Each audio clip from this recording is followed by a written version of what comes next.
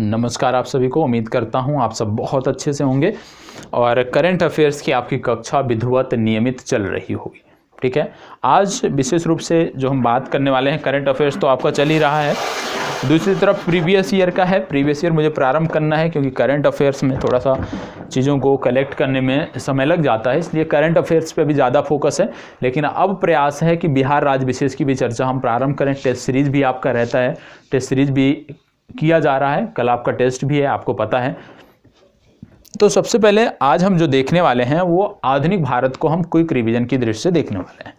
Quick revision की दृष्टि से अभी तक प्राचीन भारत हमने समाप्त किया था, मध्यकालीन भारत समाप्त किया था और आधुनिक भारत को समाप्त करने की दिशा में हम बढ़ रहे हैं। निश्चित रूप से 1 से 2 वीडियो में आधुनिक भारत भी हमारा समाप्त हो जाएगा और उसके बाद विज्ञान खंड पर आएंगे और विज्ञान को हम समग्रता से सभी संदर्भों में देखने का प्रयास करेंगे। फिजिक्स, केमिस्ट्री, बायो तीनों को देखने का प्रयास करेंगे। तो आज की जो चर्चा है विशेष रूप से होम रूल लीग आंदोलन से प्रारंभ होगी और होम रूल लीग आंदोलन से लेकर हम भारत छोड़ो आंदोलन तक की आज बात करेंगे। लेकिन ये कक्षा उन्हीं के लिए मददगार होगी जिन्होंने पहले से कुछ पढ़ रखा होगा। जो अभी शून्य पर होंगे उनके लिए इस कक्षा से कोई भी मदद मिलने वाली नहीं है, क्योंकि ये क्विक रिवीजन की कक्षा है। मतलब यदि आपने पहले से पढ़ रखा है चीजों को तो आप बेहतर कर सकते हैं। तो चलिए आइए कक्षा की शुरुआत करते हैं।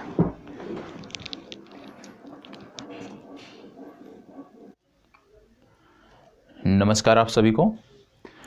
आज की कक्षा में हम देखने वाले हैं होम रूल आंदोलन। यहाँ पे थोड़ा सा टाइपिंग में मिस्टेक है, होम रूल की होम रूल लिखा हुआ है। हम बात करने वाले हैं होम रूल आंदोलन की। ठीक है, और होम रूल आंदोलन जिसकी हम बात करने जा रहे हैं यह सभी परीक्षाओं के लिए महत्वपूर्ण है। ठीक है, कोई भी एक दिवसीय परीक्षा होती है, आप देखते हो आधुनिक भारत से संबंधित प्रश्न देखने को मिलते हैं। और जैसा कि पूर्व में आपको बताया कि ये जो सीरीज है ये क्विक रिवीजन सीरीज है, तो उसी के अंतर्गत आज हम भारत के संवैधानिक विकास तक की चीज़ें देखेंगे। मतलब आप पूरा आप कह सकते हो आधुनिक भारत का इतिहास होम रूल आंदोलन से वो आज की इस कक्षा में हम समाप्त करेंगे। तो चलिए एक एक करके अब हम फैक्ट की बात करते हैं, एक एक करके चीज़ों को हम देखने का प्रयास करते हैं। यहाँ पे बोला गया है तिलक की होम रूल लीग। अब जब आपने पढ़ा होगा होम रूल लीग आंदोलन के बारे में तो 2 होम रूल लीग पढ़ा होगा आपने, दोनों की बात आती है, एक तिलक और एक एनी बेसेंट। तो यहाँ पे किसकी बात हो रही है? सबसे पहले तिलक की होम रूल लीग की बात यहाँ पे हो रही है। और आपको बता दें तिलक की होम रूल लीग की स्थापना कब हुई थी? अप्रैल 1916 में हुई थी। इसको याद रखना है, अप्रैल 1916 में सबसे पहले तिलक के होम रूल लीग की स्थापना हुई थी। इसकी प्रचार का माध्यम क्या था? इसके प्रचार का माध्यम था मराठा और केसरी। ये 2 आप कह सकते हो समाचार पत्र पत्रिकाएं थी जिनके माध्यम से तिलक के होम रूल लीग का प्रसार किया जाता था। याद रखना है, मराठा और केसरी, ये दोनों आपको याद रखने हैं। इसके बाद जब हम आगे बढ़ते हैं तो हम देखते हैं कि तिलक की होम रूल के जो प्रथम अध्यक्ष थे इनका नाम था जोसेफ बैप्टिस्टा। ठीक है, तो इनका भी नाम आपको याद रखना है, जोसेफ बैप्टिस्टा, इनका भी नाम आपको याद रखना है। फिर बात आती है सचिव की, तो आपको याद रखना है कि एन.सी.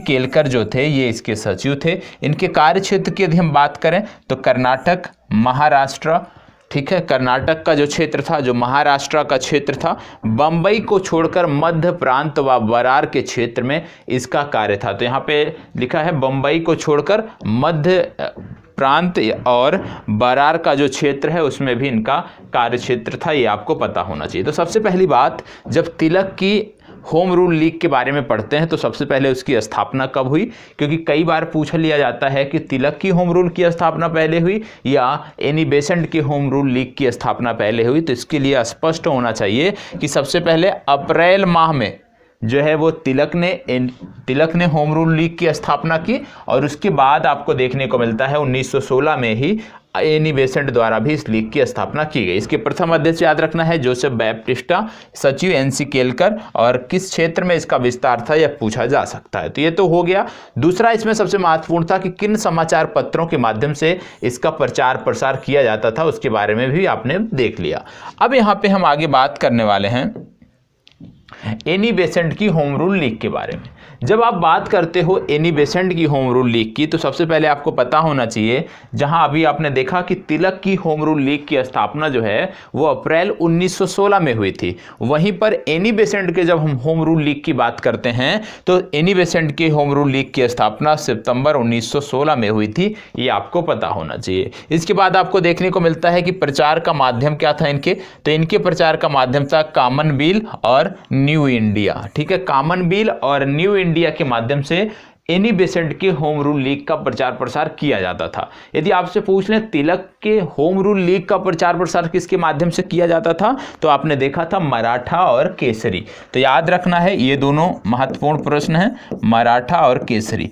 मतलब मराठा और केसरी के माध्यम से तिलक के होम रूल लीग का प्रसार और कॉमनवेल्थ और न्यू इंडिया के माध्यम से एनी बेसेंट के होम रूल लीग का प्रसार होता था। तो यह बहुत ही स्पष्ट है, स्पष्ट रहना चाहिए। इसके बाद यदि हम बात करें आगे, तो इनके जो सचिव थे प्रथम, ये थे जॉर्ज अरुंडेल, इनका नाम आपको पता होना चाहिए। और इनके कार्य क्षेत्र की यदि हम बात करें तो देखने को मिलता है तिलक के होम रूल लीग के अंतर्गत आने वाले क्षेत्रों को छोड़कर देश के अन्य क्षेत्रों में, मतलब तिलक का जो होम रूल आंदोलन का विस्तार क्षेत्र था, प्रसार क्षेत्र था, जहां पे वो कार्य करते थे, उसको छोड़कर, उस क्षेत्र के अंतर्गत आने वाले क्षेत्रों को छोड़कर बाकी के अन्य देश के अन्य भागों में जो है वो एनी बेसेंट के होम रूल लीग का प्रसार था। तो दोनों के कार्य क्षेत्र आपको पता होना चाहिए। ठीक है, दोनों के किस समाचार पत्र के माध्यम से, किस पत्रिका के माध्यम से प्रचार प्रसार होता था, ये पता होना चाहिए।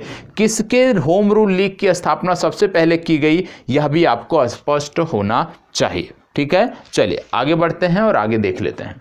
देखो, बहुत सारे लोग बोलेंगे कि इसमें स्पष्ट दिखाई नहीं दे रहा है। यदि स्पष्ट नहीं दिखाई दे रहा है, तो यदि छोटा करने पे स्पष्ट दिखाई देता हो तो आप बताइएगा, मैं थोड़ा सा इसको साइज इसका कम कर दूंगा तो शायद आपको स्पष्ट दिखाई दे। मुझे लगता है कि तब भी चीज़ें उसी प्रकार रहेंगी, तो ऐसे ही देख लेते हैं, कोई बात नहीं। क्विक रिवीजन की क्लास है, पीडीएफ आपको मिल ही जाती है क्लास में, आप जानते हो। प्रत्येक कक्षा के साथ साथ इसका एक टेलीग्राम ग्रुप का लिंक होता है और उस लिंक के माध्यम से आपको पीडीएफ मिल जाती है। तो यहाँ पे बस आपको समझना है, सुनना है, बाकी के पीडीएफ के लिए आप वहाँ से जा सकते हो। ठीक है, चलिए आगे बढ़ते हैं। और स्पष्ट दिखाई भी दे रहा है, इतना भी दिक्कत नहीं है। अब यहाँ पे बात हो रही है कुछ चीज़ें, जैसे महत्वपूर्ण तथ्य क्या है इससे जुड़ा हुआ, कि भारत में होम रूल आंदोलन को सर्वप्रथम एनी बेसेंट ने प्रारंभ किया था। ठीक है, यहाँ पे क्या बोला जा रहा है कि भारत में होम रूल आंदोलन को सर्वप्रथम किसने प्रारंभ किया था, सर्वप्रथम एनी बेसेंट ने प्रारंभ किया था। इसके बाद यदि आपसे पूछ लिया जाए कि होम रूल लीग की स्थापना सर्वप्रथम किसने किया, तो बाल गंगाधर तिलक ने किया। ये दोनों अलग अलग फैक्ट हैं, दोनों पता होना चाहिए। ठीक है, देखो यहाँ पे क्या हमें समस्या आएगी, यहाँ पे समस्या यह, हमें यदि हम ये नहीं फैक्ट देखते तो हमें ये पता होता कि जैसे तिलक ने सर्वप्रथम लीग की स्थापना की थी, ठीक है, तो हमें यही जानकारी रहती कि यदि तिलक ने सबसे पहले होम रूल लीग की स्थापना की है तो इसका मतलब है कि इस आंदोलन को सबसे पहले उनके द्वारा ही प्रारंभ किया गया है, जबकि ऐसा देखने को नहीं मिल रहा है। आंदोलन सबसे पहले किसने प्रारंभ किया, एनी बेसेंट ने प्रारंभ किया। आंदोलन तो एनी बेसेंट ने प्रारंभ किया, लेकिन लीग की स्थापना सबसे पहले किसने की, तिलक ने की। यह आपको पता होना चाहिए, दोनों फैक्ट आपको याद रखने हैं। ठीक है, आगे बढ़ते हैं। तो यहां पे फिर बात आती है कि होम रूल आंदोलन की व्याख्या 2 जनवरी 1914 को अपने पत्र कॉमनवेल्थ में एनी बेसेंट ने किया था। ठीक है, तो यहाँ पे बताया गया है कि होम रूल की स्थापना का उद्देश्य, उसके बारे में कॉमनवेल्थ में सर्वप्रथम बताया गया था। ठीक है, आगे बढ़ते हैं तो बात आती है महत्वपूर्ण तथ्य की, और ये जो महत्वपूर्ण तथ्य हैं इनके बारे में हम देख लेते हैं।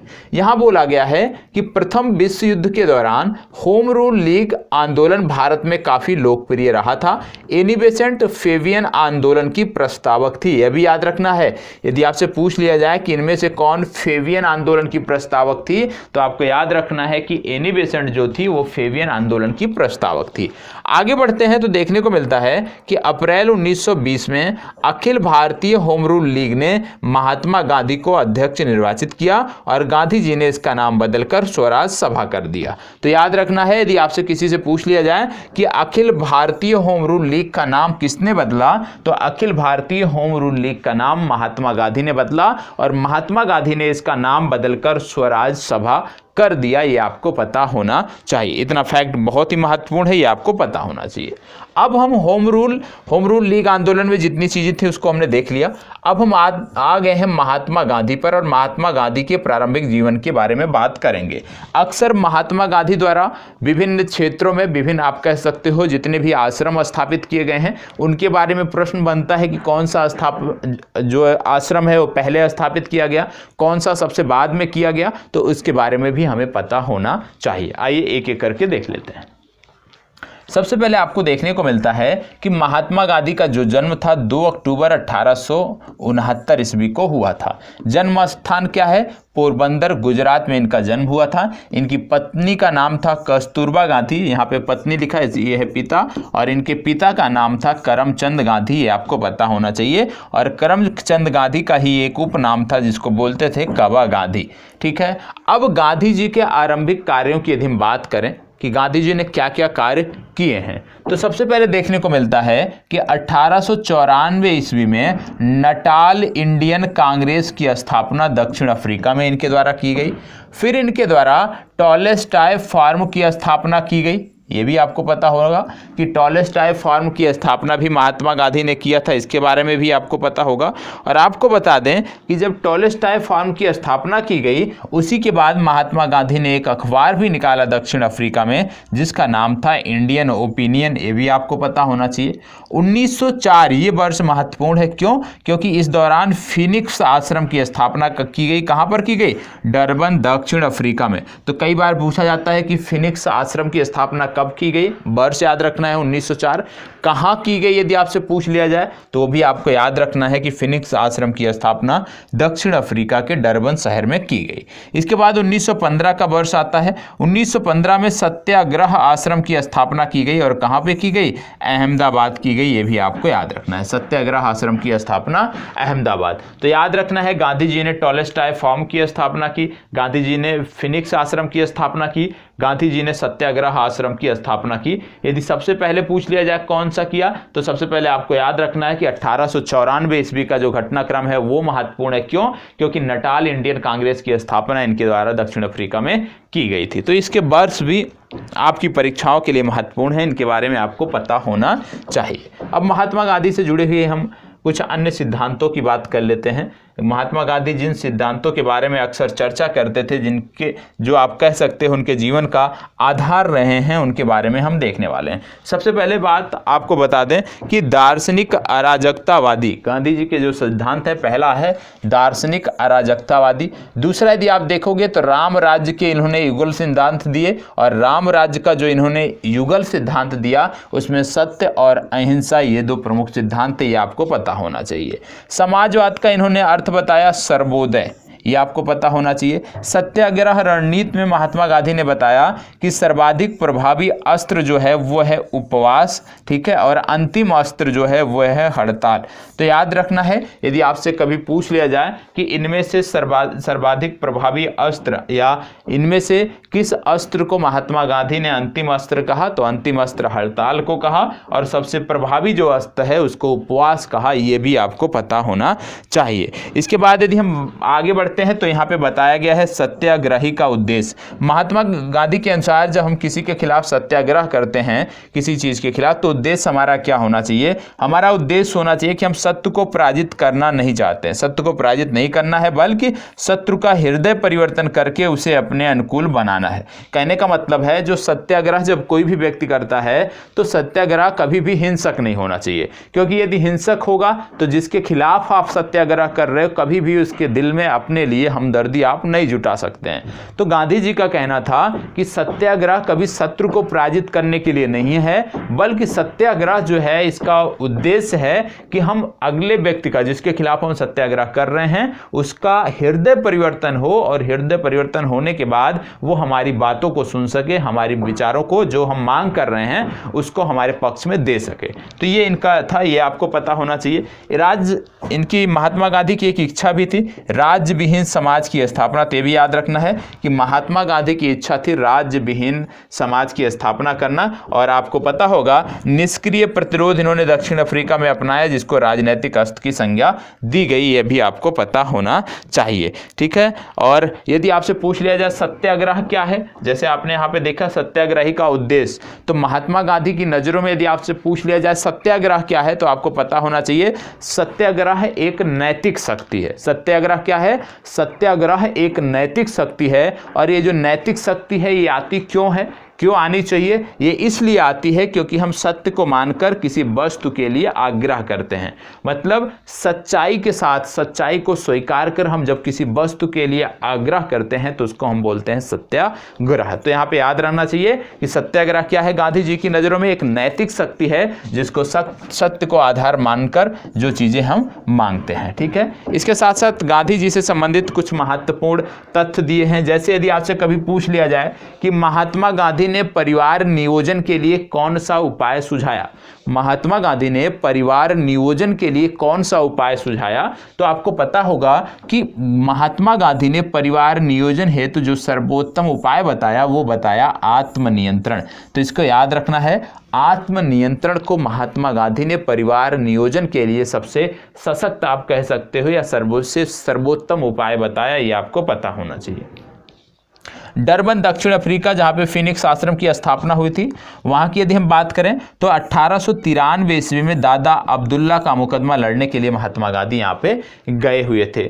इसके बाद बात आती है गोपाल कृष्ण गोखले की। गोपाल कृष्ण गोखले के बारे में आपको पता होना चाहिए कि ये गांधी जी के राजनैतिक गुरु हैं। तो यदि आपसे पूछ लिया जाए कि गांधी जी के राजनैतिक गुरु कौन है, तो आपको जवाब देना है गोपाल कृष्ण गोखले जो हैं ये गांधी जी के राजनैतिक गुरु हैं, ये आपको पता होना चाहिए। यदि आपसे पूछ लिया जाए कि कांग्रेस के अधिवेशनों में सबसे पहले महात्मा गांधी ने कहां पर भाग लिया, तो यहां पे आपको याद आना चाहिए कि महात्मा गांधी ने सबसे पहले वर्ष 1901 के कांग्रेस के कलकत्ता अधिवेशन में पहली बार भाग लिया। ये भी फैक्ट है, याद आना चाहिए कि महात्मा गांधी ने वर्ष 1901 के कलकत्ता अधिवेशन में सबसे पहले भाग लिया था, ये आपको पता होना चाहिए। ठीक है, इसके बाद बंबई में इन्होंने विधि कार्यालय की स्थापना की आगे चलकर, ये भी आपको पता होना चाहिए। महात्मा गांधी से जुड़े हुए अन्य फैक्टों में सबसे पहले आपको पता होना चाहिए जून 1917 को 17 जून 1917 को सत्याग्रह आश्रम जो कि अहमदाबाद था, इसको साबरमती नदी के किनारे स्थानांतरित कर दिया गया। तो याद रखना है सत्याग्रह जो विभिन्न आश्रम हैं जो महात्मा गांधी द्वारा स्थापित किए गए हैं, उसमें जो सबसे प्रमुख है और सबसे अंतिम आप कह सकते हो वो आपका है साबरमती आश्रम के किनारे, जिसको बोलते थे सत्याग्रह आश्रम। और सत्याग्रह आश्रम के बारे में जब हम बात करते हैं तो आपको पता होना चाहिए कि सत्याग्रह आश्रम जो है ये महात्मा गांधी द्वारा स्थापित किए गए प्रमुख आश्रमों में से एक है। ठीक है, और सत्याग्रह आश्रम की यदि हम बात करें तो आपको पता होगा कब स्थापित किया गया था, वर्ष 1915 में इसको स्थापित किया गया था, ये भी आपको पता होना चाहिए। तो वर्ष 1915 में जो सत्याग्रह आश्रम अहमदाबाद में स्थापित किया गया था, 17 जून 1917 को इसको साबरमती नदी के किनारे आश्रम कर दिया गया, स्थानांतरित कर दिया गया, और बाद में इसी को साबरमती आश्रम के नाम से आप जानते हैं। गांधी जी ने बताया कि राजनीति के क्षेत्र में गांधी जी का सर्वाधिक महत्वपूर्ण सुझाव क्या था? सत्ता का विकेंद्रीकरण। सत्ता का विकेंद्रीकरण होना चाहिए, ये गांधी जी ने बताया था। अब यहाँ पे गांधी जी के बारे में कुछ फैक्ट दिए हुए हैं जो हमें पता होना चाहिए। ठीक है, आइए देख लेते हैं। यह है गांधी जी का चरखा जो आप देख रहे हो। ठीक है, और अब गांधी जी के बारे में कुछ चीज़ें देखनी जरूरी है। जैसे सबसे पहले गांधी जी जानते हो आप चंपारण सत्याग्रह बहुत ही महत्वपूर्ण है गांधी जी के संदर्भ में। क्यों महत्वपूर्ण है? क्योंकि गांधी जी का भारत में पहला सफल सत्याग्रह जो था वो था चंपारण सत्याग्रह, जो कि वर्ष 1917 से संबंधित है और ये बिहार से संबंधित है। तो बिहार राज्य वालों के लिए ये बहुत ही महत्वपूर्ण है। तो चंपारण सत्याग्रह गांधी जी का भारत में पहला सफल सत्याग्रह है जो वर्ष 1917 में बिहार से संदर्भित है। ठीक है, महात्मा गांधी का एक आप देखोगे तो प्रसिद्ध कथन है, क्या है? विदेशी वस्त्रों की बर्बादी ही उनके साथ सर्वोत्तम व्यवहार है। देसी वस्तुओं के उत्पादन तथा बिक्री को प्रोत्साहन देने हेतु। तो यहाँ पे गांधी जी ने का एक कथन ये भी याद रखना है कि विदेशी वस्त्रों की बर्बादी ही उनके साथ सर्वोत्तम व्यवहार है। ये कथन किसका है? ये कथन है महात्मा गांधी का, यह आपको पता होना चाहिए। और महात्मा गांधी का यही प्रयास था कि देसी वस्तुओं के प्रोत्साहन दिया जाए, देसी वस्तुओं को बाजार ज़्यादा से ज़्यादा मुहैया दिया जाए और उसका प्रोत्साहन किया जाए, लोगों को प्रोत्साहित किया जाए देसी बाजारों में बने हुए उत्पादों को लेने के लिए, जिससे कह सकते हो कि इसके साथ आप विदेशी वस्त्रों की तुलना कर सकें। इसमें आपको पता होगा महात्मा गांधी ने यह भी कहा था कि हरिजन सेवा मेरा जीवन श्वास है, इसलिए इसके बिना मैं एक क्षण भी जिंदा नहीं रह सकता। ये भी प्रसिद्ध कथन है, किसका है? महात्मा गांधी का। महात्मा गांधी ने कहा था हरिजन सेवा मेरा जीवन श्वास है, इसलिए इसके बिना मैं एक क्षण भी जिंदा नहीं रह सकता। आंदोलनों में यदि हम बात करें कि जहाँ पे महात्मा गांधी जुड़े रहे, तो किसान आंदोलनों में जुड़े रहे, विशेष रूप से चंपारण व खेड़ा में जुड़े रहे, और औद्योगिक मजदूरों का जो आंदोलन था अहमदाबाद, उससे भी जुड़े रहे। तो 3 प्रमुख आंदोलनों में इनका नाम लिया जाता है, चंपारण, खेड़ा और अहमदाबाद मिल मजदूर। इन 3 आंदोलनों में महात्मा गांधी का जुड़ाव कहीं ना कहीं रहा है। इसके बाद जब हम आगे बढ़ते हैं, गांधी जी के प्रेरणा स्रोत के बारे में देखते हैं, तो यहाँ से कुछ चीज़ें आपको पता होना चाहिए। जैसे गांधी जी के जो सिद्धांत हैं, तो गांधी जी के कुछ सिद्धांत ऐसे हैं जो दूसरों से गांधी जी ने प्रेरणा ली है। ठीक है, उनमें सबसे पहले यदि हम बात करें गांधी जी के सिद्धांतों में, तो सर्वोदय की अवधारणा के प्रतिपादन की प्रेरणा। सर्वोदय की अवधारणा के प्रतिपादन की प्रेरणा ये कहाँ से मिली महात्मा गांधी को? ये महात्मा गांधी को मिली जॉन रस्किन से। तो याद रखना है, महात्मा गांधी ने जॉन रस्किन से क्या प्रेरणा ली? सर्वोदय की अवधारणा के प्रतिपादन की प्रेरणा की जो सिद्धांत था, इसको जॉन रस्किन से लिया। थोरो से क्या सीखा महात्मा गांधी ने? से क्या प्रेरणा ली? इनसे प्रेरणा ली सविनय अवज्ञा और करबंदी की प्रेरणा कहाँ से ली महात्मा गांधी ने? थोरो से ली। इसके बाद पुनः बात आती है रस्किन की। रस्किन से क्या लिया महात्मा गांधी ने? और शारीरिक परिश्रम का आदर करना। शारीरिक परिश्रम का आदर करना, ये प्रेरणा कहाँ से मिली? रस्किन से मिली, यह भी आपको पता होना चाहिए। फिर इसके बाद बात आती है टॉलस्टॉय से। टॉलस्टॉय से महात्मा गांधी ने क्या सीखा? अहिंसक असहयोग का आधार। ये कहाँ से सीखा महात्मा गांधी ने? ये टॉलस्टॉय से सीखा। ये है आधार। तो अहिंसक असहयोग का आधार जो है, ये महात्मा गांधी ने टॉलस्टॉय से सीखा, ये भी आपको पता होना चाहिए। तो ये गांधी जी की प्रेरणा स्रोत है कि गांधी जी ने कहाँ कहाँ से प्रेरणा ली थी, उसके बारे में है पता होना चाहिए आपको। ठीक है, इसके बाद बात आता है कि महात्मा गांधी को सर्वप्रथम राष्ट्रपिता किसने कहा? तो महात्मा गांधी को सर्वप्रथम राष्ट्रपिता की उपाधि दी थी सुभाष चंद्र बोस ने।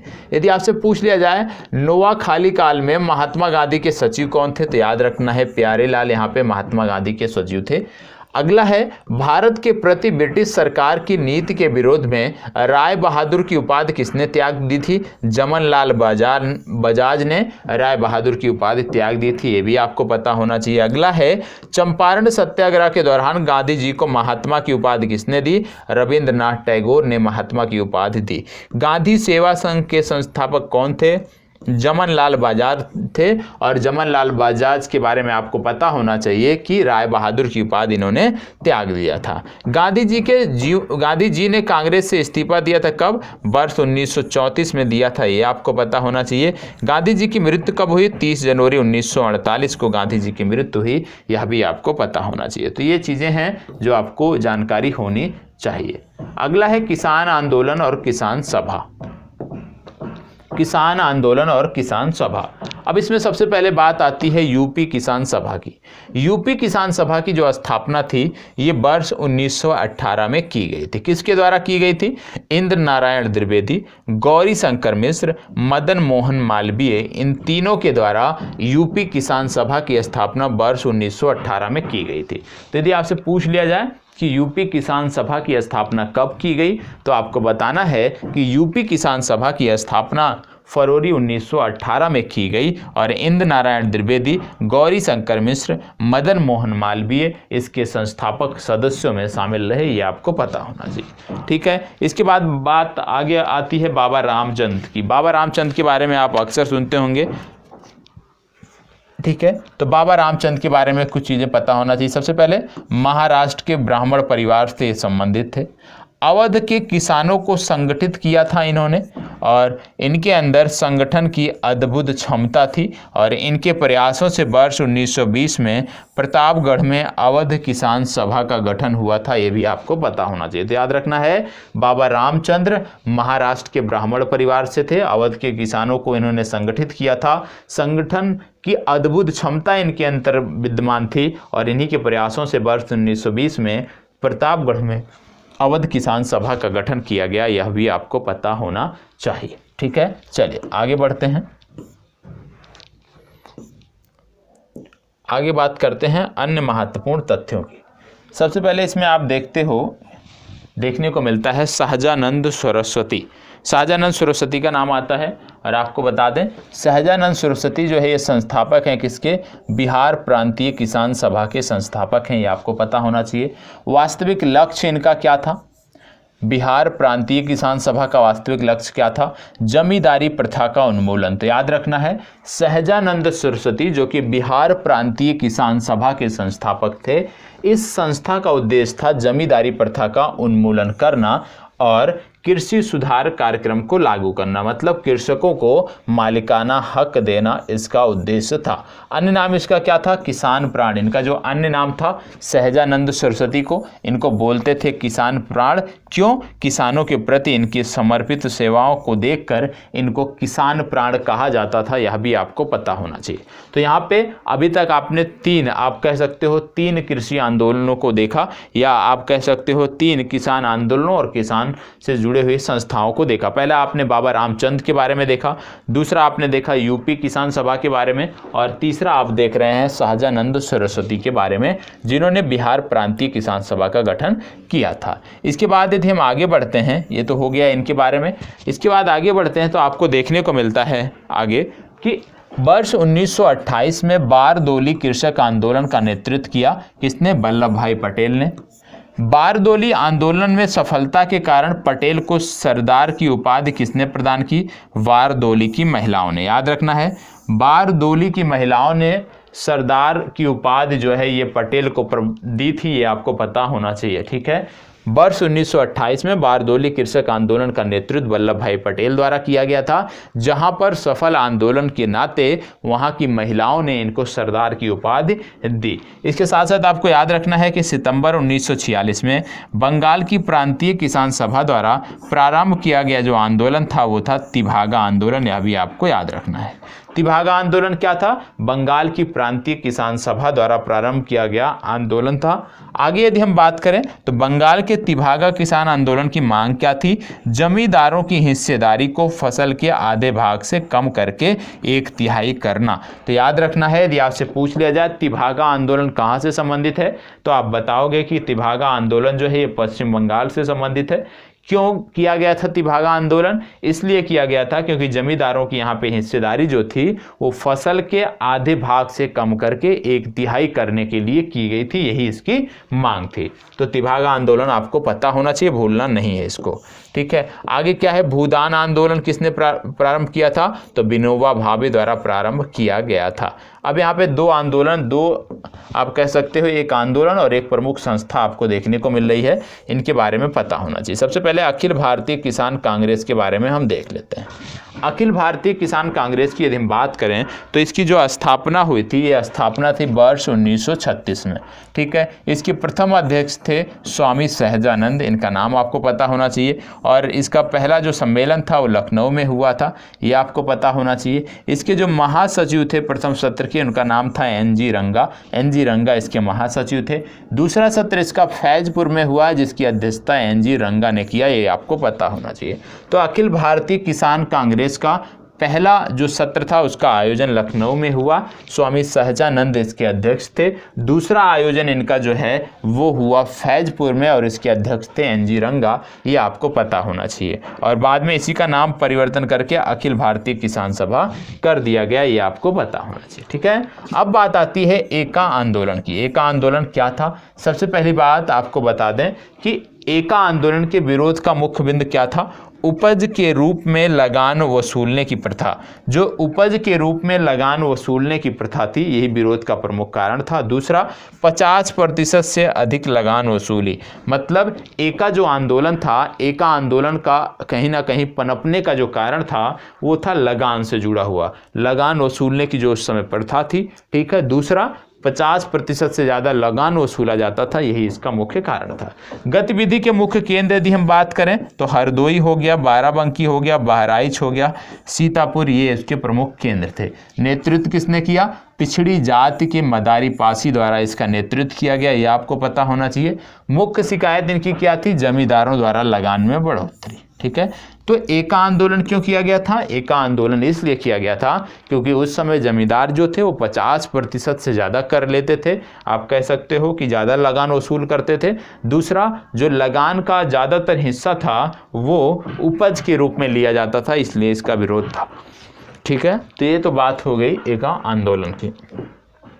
आगे बढ़ते हैं और आगे देखते हैं ट्रेड यूनियन एवं साम्यवादी दल के बारे में। ठीक है। अब ट्रेड यूनियन और साम्यवादी दल के बारे में हम बात करने वाले हैं। सबसे पहली बात, यहाँ पे बात हो रही है मद्रास मजदूर संघ की। किसकी बात हो रही है?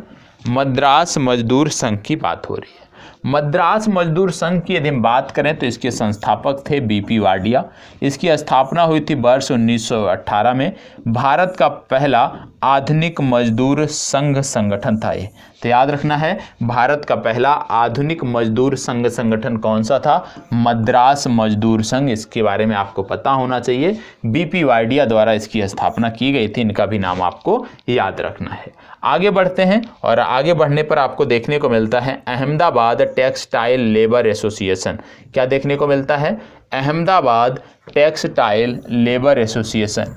अब अहमदाबाद टेक्सटाइल लेबर एसोसिएशन की यदि हम बात करें तो इसकी स्थापना हुई थी वर्ष 1918 में। महात्मा गांधी द्वारा इसकी स्थापना की गई थी, आपको पता होना चाहिए।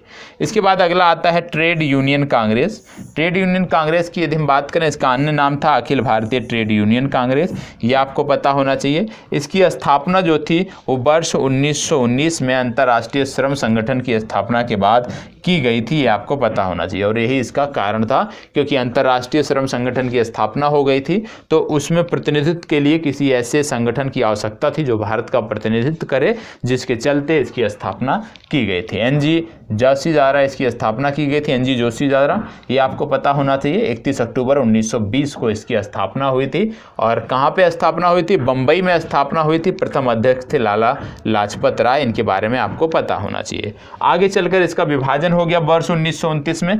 नागपुर अधिवेशन में इसका विभाजन हो गया जब इसके अध्यक्ष जवाहरलाल नेहरू थे। तो जवाहरलाल नेहरू जब कांग्रेस के अध्यक्ष थे नागपुर अधिवेशन में, तब वहीं पर इसका विभाजन भी 1929 में हो गया था। तो याद रखना है कि ये जो संस्था है अखिल भारतीय ट्रेड यूनियन कांग्रेस, ये आप कह सकते हो कि राष्ट्रीय स्तर की संस्था थी, जिसका स्थापना का कारण, जिसकी स्थापना करने का जो उद्देश्य था, क्यों? अंतर्राष्ट्रीय श्रम संगठन की उस समय स्थापना हो गई थी और उसमें भारत के प्रतिनिधित्व के लिए किसी इस तरह के राष्ट्रीय संगठन की आवश्यकता थी, जिसके लिए इसकी बात की गई थी। ठीक है। अब बात आती है रॉलेट एक्ट की। रॉलेट एक्ट के बारे में तो सभी जानते होंगे, निश्चित रूप से सबने पढ़ा होगा और आज भी इसकी बात होती है। ठीक है। भारत में बढ़ रही क्रांतिकारी गतिविधियों को कुचलने के लिए सरकार ने वर्ष 1917 में न्यायाधीश सिडनी रॉलेट की अध्यक्षता में एक समिति का गठन किया था। ठीक है। किसकी अध्यक्षता में? सिडनी रॉलेट की अध्यक्षता में एक समिति का गठन किया था। इस समिति के सुझावों पर मार्च 1919 में पारित विधेयक रॉलेट एक्ट कहलाया। मतलब पहले एक सिडनी रॉलेट की अध्यक्षता में एक समिति का गठन किया गया था कि किस प्रकार से हम क्रांतिकारी गतिविधियों को सीमित कर सकते हैं, किस प्रकार से हम क्रांतिकारी गतिविधियों को समाप्त कर सकते हैं। और जब बाद में इस समिति ने सुझाव दिया और उस सुझाव के बाद एक एक्ट लाया गया जिसको रॉलेट एक्ट कहा गया। यदि आपसे पूछ लिया जाए कि यह जो एक्ट लाया गया ये किसके कार्यकाल में लाया गया, तो आपको नाम याद रखना है लॉर्ड चेम्सफोर्ड। लॉर्ड चेम्सफोर्ड के कार्यकाल में रॉलेट एक्ट पास किया गया था, यह आपको पता होना चाहिए। इस एक्ट के अंतर्गत क्या था? इस एक्ट द्वारा अंग्रेजी सरकार जिसको चाहे जब चाहे बिना मुकदमा चलाए जेल में रख सकती थी और इसीलिए इसको काला कानून भी कहा गया। क्यों? क्योंकि बिना वकील, बिना अपील तथा बिना दलील कि आपको इसमें सज़ा सुनाई जा सकती थी, आपको इसमें जेल में रखा जा सकता था। आपको पता होगा कि भारतीय राजनीति में यदि हम बताएं तो अखिल भारतीय राजनीति में गांधी जी का पहला साहसिक कदम था रॉलेट एक्ट के विरुद्ध वर्ष 1919 में प्रारंभ किया गया सत्याग्रह। गांधी जी ने रॉलेट एक्ट सत्याग्रह के लिए 3 राजनीतिक मंचों का उपयोग किया था। पहला था होम रूल लीग, दूसरा था खिलाफत, तीसरा था सत्याग्रह सभा। इन तीनों के माध्यम से गांधी जी ने रॉलेट सत्याग्रह को आगे बढ़ाया था। रॉलेट सत्याग्रह का प्रचार प्रसार पूरे भारत में कराया था, जिसके बाद भारी संख्या में लोगों ने इससे जुड़ाव महसूस किया। आगे चलकर क्या हुआ, रॉलेट सत्याग्रह जो है आगे चलकर किसकी परिणति में बदला, उसके बारे में भी हम बात करने वाले हैं। ठीक है, चलिए आगे देख लेते हैं। उम्मीद करता हूं इतनी चीज़ें समझ में आ रही होंगी, क्योंकि ये रिवीजन की क्लास है तो इसमें परेशान होने की ज़रूरत नहीं है। क्यों नहीं परेशान होने की ज़रूरत है, क्योंकि यह तभी समझ में आएगा जब आपने पूर्व में कुछ पढ़ा होगा। ठीक है, नहीं तो ये समझ में नहीं आएगा। आगे बढ़ते हैं तो आपको देखने को मिलता है महत्वपूर्ण तथ्यों में, मार्च 1919 में कम्युनिस्ट इंटरनेशनल की स्थापना की गई। किसके द्वारा, व्लादिमीर इलिच लेनिन द्वारा और रूसी पार्टी बोल्शेविक द्वारा। ट्रेड यूनियन आंदोलन के क्रांतिकारी चरण का समय कब था, 1926 से 1939 तक का जो समय था एक क्रांतिकारी चरण माना जाता है ट्रेड यूनियन आंदोलन के समय में। कम्युनिस्ट इंटरनेशनल के सदस्य बनने वाले प्रथम भारतीय कौन से, M.N. रॉय ये प्रथम सदस्य थे, ये आपको पता होना चाहिए। वर्ष 1940 में रेडिकल डेमोक्रेटिक दल की स्थापना किसने की, M.N. रॉय ने इसकी स्थापना की थी, ये भी आपको पता होना चाहिए। Revolutionary communist party of India की स्थापना किसने की थी, सोमेंद्र नाथ टैगोर ने इसकी स्थापना की थी, यह भी आपको पता होना चाहिए। आगे बढ़ते हैं और बात करते हैं जलियांवाला बाग हत्याकांड की। जलियांवाला बाग हत्याकांड अक्सर समाचार पत्रों में रहता है। क्यों रहता है, क्योंकि जब भी सरकार द्वारा उत्पीड़न किया जाता है, लोगों पर लाठियां बरसाई जाती हैं, तो लोग कहीं ना कहीं इतिहास को याद करते हैं कि ऐसे समय में अंग्रेज भी अत्याचार करते रहे होंगे। जैसे अभी इलाहाबाद में आपको देखने को मिला, आपको बिहार में देखने को मिला, किस प्रकार से छात्रों पर लाठियां बरसाई गई, किस प्रकार से गाली गलौज किया गया। तो कहीं ना कहीं ये सारी चीज़ें जो हैं ये याद दिलाती हैं किस चीज़ की, कि इसी तरह से शायद अंग्रेज भी भारत पर अत्याचार करते रहेंगे। क्योंकि यदि आप किसी जो उसमें भाग ले रहा है, ठीक है, जो दोषी है उस पर आप कार्रवाई करें, लेकिन जो शांतिपूर्वक ढंग से अपने हॉस्टल में पढ़ाई कर रहा है, अपने रूम में पढ़ाई कर रहा है, उस पे जाकर आप बर्बरतापूर्वक लाठियां बरसाते हैं, तो कहीं ना कहीं यह अनुचित है। इससे पहले भी मामला 2017 में भी आया था, 2017-18 में इलाहाबाद से ही आया था, जहाँ पे इलाहाबाद से नहीं था, वो किसी विश्वविद्यालय का था, जहाँ पे बच्चे लाइब्रेरी में पढ़ रहे थे और पुलिस वालों ने एकाएक पहुंचकर चारों तरफ से घेर कर पीटना शुरू कर दिया था। तो कहीं ना कहीं ये जो पुलिस की बर्बरता है ये अब रुकनी चाहिए, इसके खिलाफ आवाज़ उठनी चाहिए, ये रुकनी चाहिए, क्योंकि ये उचित नहीं है। यदि आप स्वतंत्र भारत में रह रहे हैं तो आपको अपनी मांगों को शांतिपूर्वक ढंग से कहने का, रखने का पूरा अधिकार है। और कोई भी प्रशासन या कोई भी सत्याधीश इस तरह के जो अहिंसक आप कह सकते हो आंदोलन हैं, अहिंसक सत्याग्रह हैं, उनको कोई भी इस तरह से बर्बरतापूर्वक जबरन, ठीक है, उनको हटा नहीं सकता है, उनको समाप्त नहीं कर सकता। तो कहीं ना कहीं चीज़ें गलत हो रही हैं, और ये गलत इसलिए है क्योंकि लोगों की चुप्पी है, कोई बोलना नहीं चाहता। बोलना क्यों नहीं चाहता, क्योंकि हम लोग जाति और धर्म में बटे हुए हैं। जब भी आप छात्र आंदोलन की बात करते होंगे तो छात्र आंदोलन कभी भी राष्ट्रव्यापी नहीं हो पाता है। राष्ट्रव्यापी क्यों नहीं हो पाता है, क्योंकि जो छात्र है, जो युवा वर्ग है, वो कहीं ना कहीं बटा हुआ है भागों में, कई भागों में बटा है। कोई जाति के आधार पर बटा हुआ है, कोई धर्म देखने लगता है इन सब चीज़ों में। तो कहीं ना कहीं जब तक छात्र एकजुट नहीं होगा, जब तक छात्र जाति और धर्म से आगे बढ़कर अपने हितों के लिए बात नहीं करेगा, अपने हितों को नहीं सोचेगा, इस तरह के जो आंदोलन है वो दबाते ही दिए जाएंगे। उसमें किसी भी प्रकार का आपको संदेह नहीं होना चाहिए, ठीक है, क्योंकि सरकार कभी भी आवाज़ उठाने नहीं देगी। यदि छात्र एकजुट होंगे, धर्म और जात से ऊपर उठकर अपने अधिकारों को पहचानेंगे और उसके लिए कार्य करेंगे, तो निश्चित रूप से सरकारों को भी झुकना पड़ेगा और उनकी बात माननी पड़ेगी। और यदि हम सही हैं तो हमें अपनी मांग रखने का अहिंसक तरीके से पूरा अधिकार है, हम अपनी मांग को रख सकते हैं। तो इसको सोचने की ज़रूरत है कि जो हम हर जगह पे कोई भी बात आती है तो जाति धर्म में बढ़ जाते हैं, हिंदू मुस्लिम की बात होने लगती है, भारत पाकिस्तान में हम उलझ जाते हैं और इन्हीं भटकाव में सरकारें अपना काम कर ले जाती हैं और हमारी स्थिति, स्टूडेंट की स्थिति वैसे की वैसे बनी रहती है। तो अब थोड़ा सा सोचने की ज़रूरत है, चिंतन करेंगे तो चीज़ें बेहतर होंगी, नहीं तो इसी प्रकार से चीज़ें और भी गंभीर होती जाएंगी। क्यों? क्योंकि ये जो दमन का तरीका है ना, ये लगातार और बर्बरतापूर्वक बढ़ेगा और बर्बर तरीके से दमन होगा और यही सरकार नहीं, आने वाली सरकारें भी फिर यही तरीका अपनाएंगी और इस तरह से आप कह सकते हो छात्र हितों पर चोट होती रहेगी। ठीक है, चलिए जलियांवाला बाग हत्याकांड की बात कर लेते हैं। यहाँ पे बात कर लें तिथि की, तो 13 अप्रैल वर्ष 1919 को हुई थी। बैसाखी का ये दिन था, ये आपको पता होना चाहिए। स्थान कौन सा था? अमृतसर का जलियांवाला बाग था। क्यों यहाँ पे सार्वजनिक सभा का आयोजन किया गया था? क्योंकि यहाँ पे दो स्थानीय नेता थे, एक का नाम था डॉक्टर सैफुद्दीन किचलू और दूसरे का नाम था डॉक्टर सत्यपाल।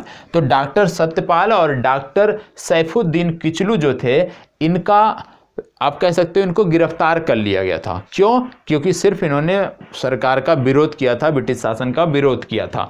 तो दमन जो उन्होंने किया था उसका विरोध करने के लिए जब इन्होंने आवाज़ उठाई तो इनको सरकार ने गिरफ्तार कर लिया और जब इनको गिरफ्तार कर लिया फिर इनके द्वारा जो है एक सभा, इनके अनुयायियों द्वारा, इनके चाहने वाले लोगों द्वारा एक सभा बुलाई गई और उस सभा में इसी पर विचार किया जा रहा था। लेकिन तब तक general Reginald Edward Harry Dyer, बहुत बड़ा नाम इनका है, जनरल डायर के नाम से आप जानते होंगे, इन्होंने भीड़ पर गोलियां चलाने का आदेश दे दिया और जब इन्होंने भीड़ पर गोलियां चलाने का आदेश दिया चारों तरफ से घेर कर, तो यहाँ पे आप कह सकते हो सैकड़ों की संख्या में निर्दोष लोग मारे गए, सैकड़ों की संख्या में निर्दोष लोगों की हत्या की गई और उसी के चलते जलियांवाला बाग हत्याकांड इतिहास में एक आप कह सकते हो महत्वपूर्ण स्थान रखता है। जलियांवाले बाग हत्याकांड के बाद एक कमीशन का गठन किया गया था। जब मांग उठने लगी कि गलती किसकी है, जनरल डायर की गलती है, तो उसके लिए सरकार ने उस समय के जो विरोध को दबाने के लिए, ठीक है, उस समय के विरोध को पनपने ना देने के लिए तुरंत एक कमीशन का गठन कर दिया जिसका नाम रखा गया हंटर कमीशन। और हंटर कमीशन क्या था? हत्याकांड की जांच हेतु ब्रिटिश सरकार द्वारा गठित एक कमीशन था। वर्ष 1920 में इसने रिपोर्ट प्रस्तुत की और इसमें बताया कि दुर्घटना के लिए सरकार दोषी नहीं है, ठीक है, और इस रिपोर्ट ने यह भी बता दिया कि दुर्घटना के लिए सरकार दोषी नहीं है। क्यों? क्योंकि ये जो कार्य था ये कहीं ना कहीं केवल डॉलर, जो यहाँ पे ये डॉलर लिखा हुआ है, जनरल डायर की बात हो रही है, जनरल डायर द्वारा एक लिया गया फैसला था, एक गलत फैसला था और जनरल डायर के गलत फैसले के चलते ये कार्य हुआ था, जिसके चलते सरकार दोषी नहीं है, केवल एक व्यक्ति दोषी है, वो है जनरल डायर, क्योंकि उस समय यह फैसला जो है वो जनरल डायर का फैसला था, ना कि सरकार का फैसला था। ठीक है, अब यदि बात करें कि हंटर कमीशन जिसने ये रिपोर्ट दी इसमें कितने लोग शामिल थे, तो आपको पता होना चाहिए हंटर कमीशन में 3 भारतीय सदस्य भी शामिल थे। हंटर कमीशन में 3 भारतीय कौन कौन से थे? पहले थे C.H. सीतलवाड़, ये आपको पता होना चाहिए, ठीक है। दूसरे थे पंडित जगत नारायण, इनका आपको नाम पता होना चाहिए, आप नोट कर सकते हैं, ठीक है। तीसरे थे सुल्तान अहमद खान। 3 व्यक्ति थे जिनको हंटर कमीशन में जगह दी गई थी और तीनों के तीनों ये भारतीय थे, इनके बारे में भी आपको पता होना चाहिए, पूछा जा सकता है, ठीक है। इसके बाद महत्वपूर्ण तथ्य कुछ हैं जो आपको पता होना चाहिए, जैसे सितंबर 1920 में कलकत्ता में हुए कांग्रेस अधिवेशन के प्रमुख मुद्दे कौन से थे?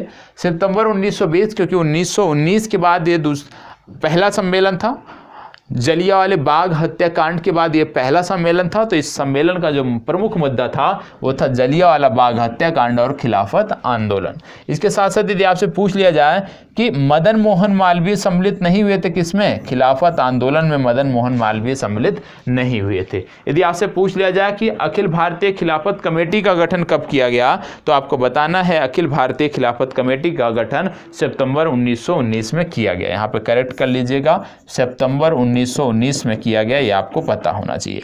हाजिर उल मुल्क की पदवी का त्याग किसने किया? हजीम अजमल खां को ये पदवी दी गई थी और इन्होंने इसका त्याग कर दिया। आगे यदि आपसे पूछ लिया जाए कि खिलाफत आंदोलनों को देश की स्वतंत्रता के आंदोलन से जोड़ने के विरोधी कौन थे, मोहम्मद अली जिन्ना इसके विरोधी थे, यह भी आपको पता होना चाहिए।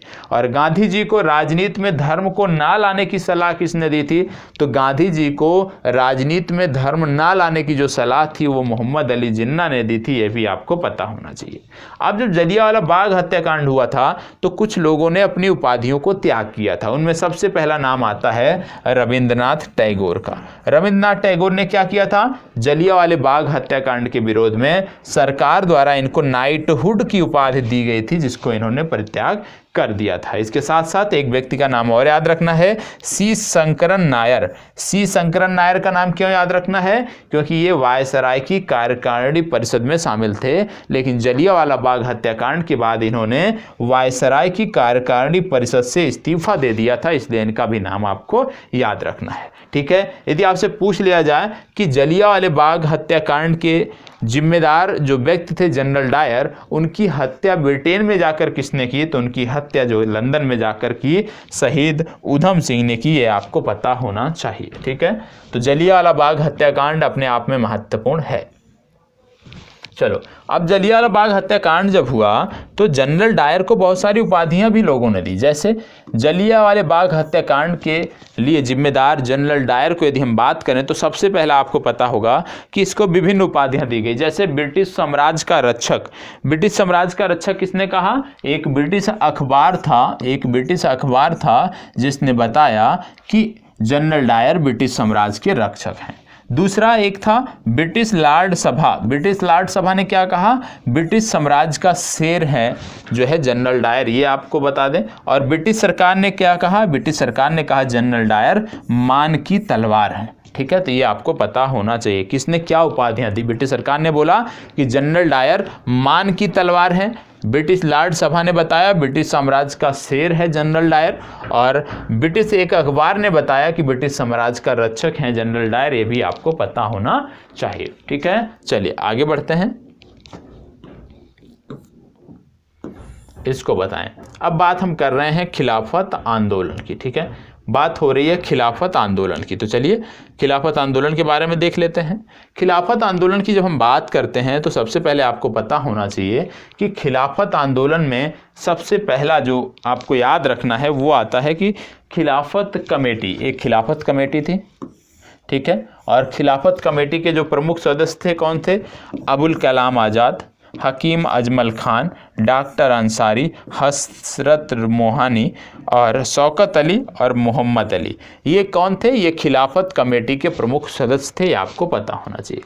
खिलाफत कमेटी की यदि हम बात करें तो शौकत अली और मोहम्मद अली का नाम आपको प्रमुख रूप से याद रखना है।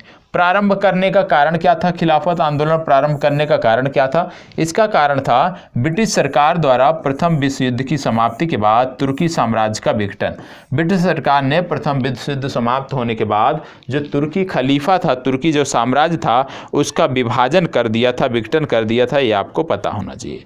तुर्की के सुल्तान इस्लामी साम्राज्य के खलीफा, ये आपको पता होना चाहिए, ये होते हैं, ये भारतीय मुसलमान का विचार था। भारतीय मुसलमान ऐसा मानते थे कि तुर्की के जो सुल्तान हैं वो इस्लामी साम्राज्य के खलीफा हैं, और जब तुर्की का विभाजन हुआ तो इसको लेकर भारतीय मुसलमानों में भी चिंता जाहिर हुई और इन्होंने अंग्रेज़ों के खिलाफ बातें करना शुरू कर दिया। इसके बाद क्या हुआ कि भारतीय मुसलमानों द्वारा तुर्की के ऑटोमन साम्राज्य की रक्षा और खलीफा को बनाए रखने हेतु आंदोलन प्रारंभ कर दिया। जब उन्हें लगा कि अब ब्रिटिश सरकार तुर्की का विभाजन करना जा रही है, खलीफा का जो पद है वो समाप्त हो जाएगा, तो इन्होंने उसकी रक्षा के लिए और उस पूरे साम्राज्य को बनाए रखने के लिए आंदोलन करना प्रारंभ कर दिया। ये आपको पता होना चाहिए। आगे आपको देखने को मिलता है 23 नवंबर 1919 को दिल्ली में खिलाफत कमेटी के सम्मेलन की अध्यक्षता जो है महात्मा गांधी ने की थी, ये भी आपको पता होना चाहिए। तो याद रखना है 23 नवंबर वर्ष 1919 को दिल्ली में खिलाफत कमेटी की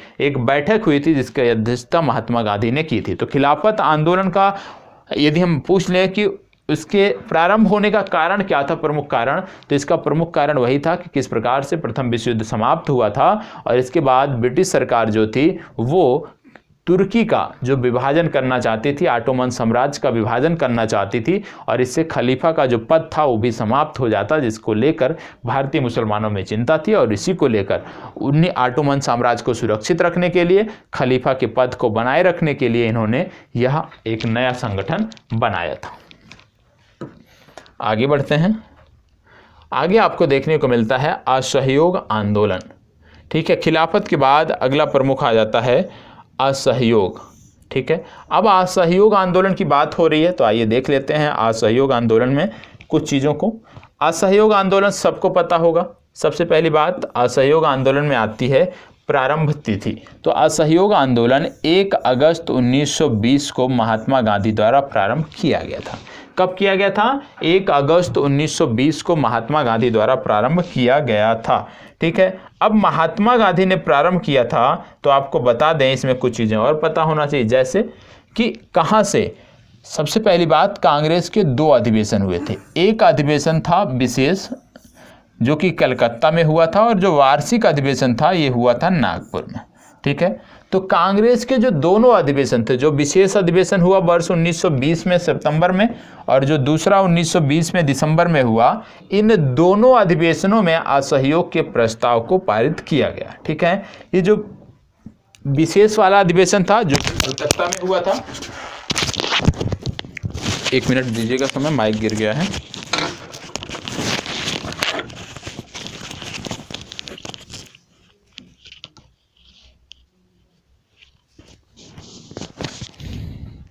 चलिए, ये जो विशेष वाला अधिवेशन था जो कि कलकत्ता में हुआ था, यदि हम उसकी बात करें तो यहाँ पर भी असहयोग प्रस्ताव पारित किया गया था और यहाँ पे जो असहयोग प्रस्ताव दिया गया था इसके प्रस्तावक थे कौन? महात्मा गांधी। ये आपको पता होना चाहिए।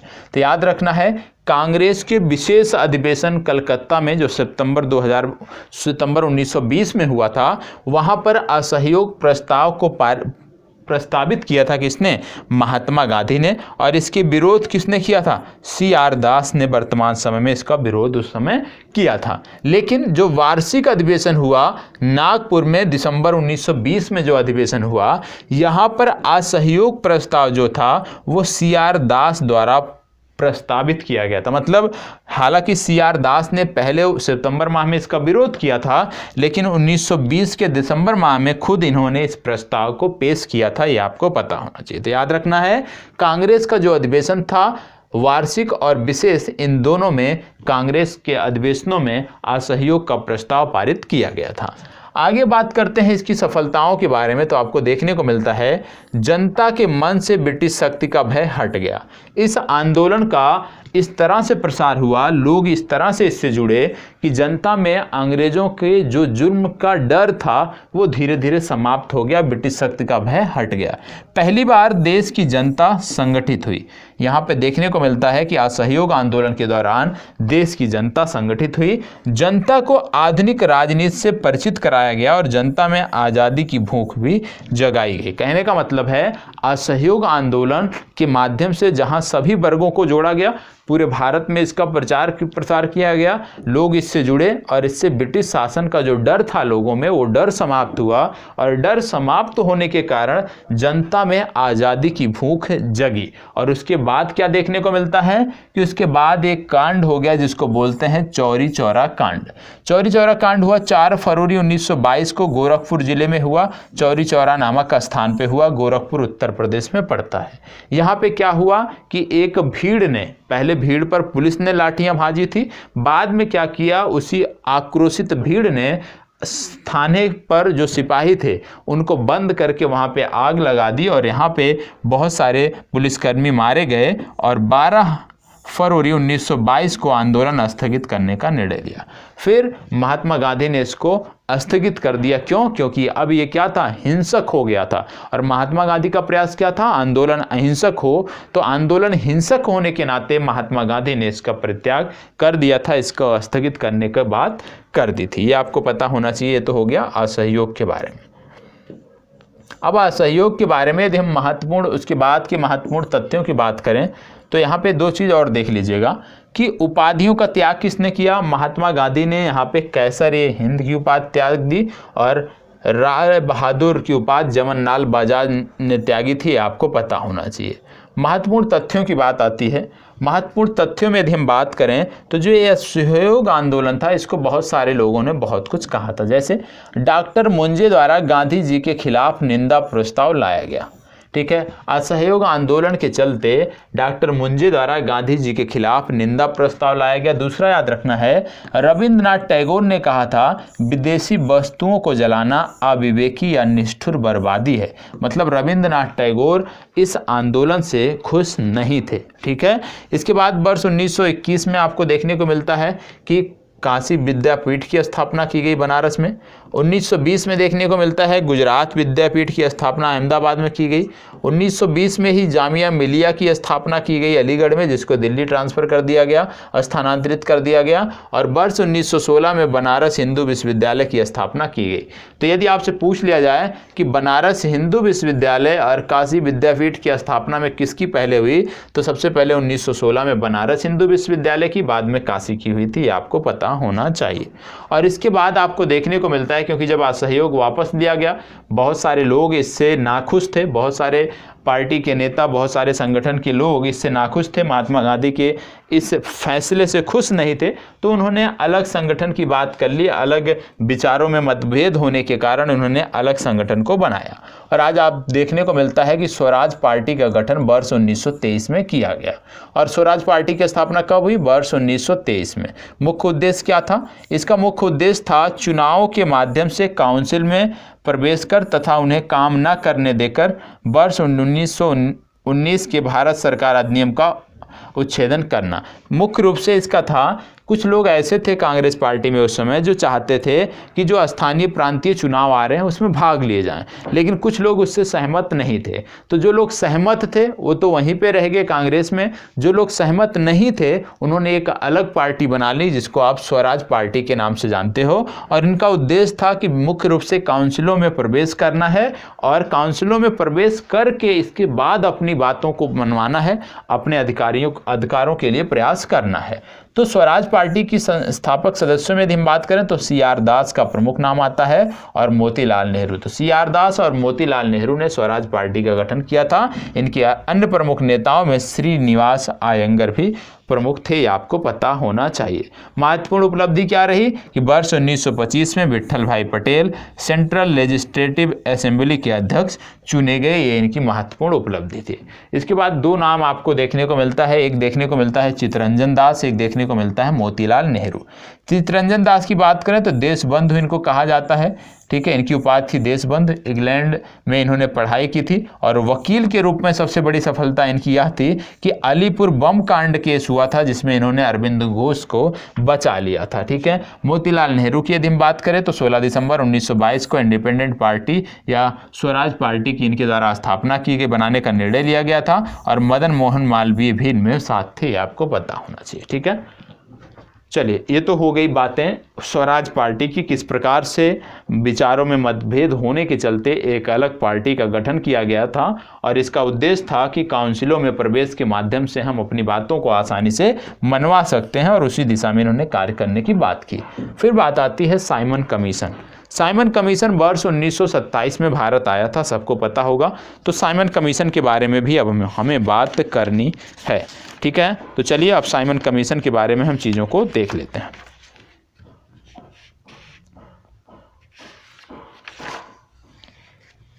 चलिए 1 मिनट का समय दीजिएगा।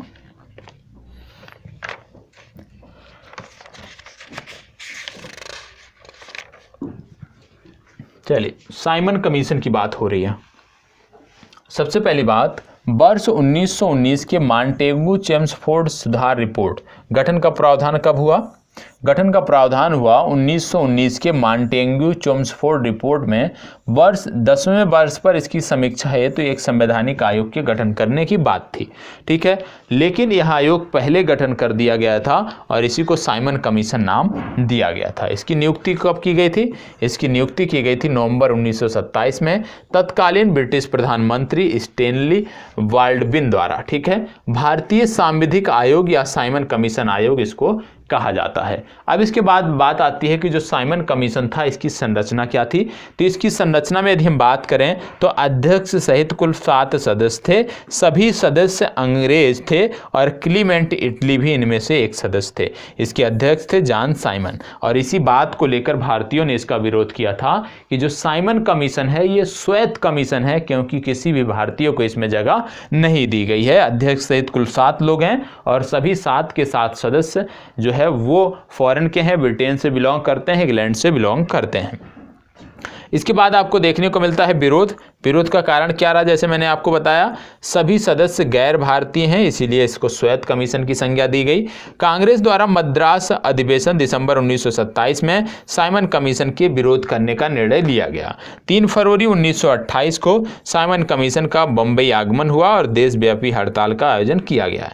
यहाँ पे नारा दिया गया साइमन कमीशन वापस जाओ। ठीक है, ये तो हो गया विरोध। आपने देखा गठन क्यों किया गया, मांटेगू चेम्सफोर्ड सुधार पर प्रत्येक 10 वर्ष में एक समीक्षा करनी थी और उसी समीक्षा को लेकर इसका गठन किया गया था।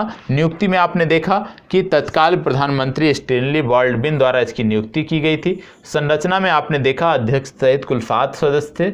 विरोध में आपने देखा क्योंकि सभी के सभी सदस्य जो थे वो क्या थे, वो गैर श्वेत थे, श्वेत सदस्य थे, इसी के चलते इसका विरोध हो रहा था।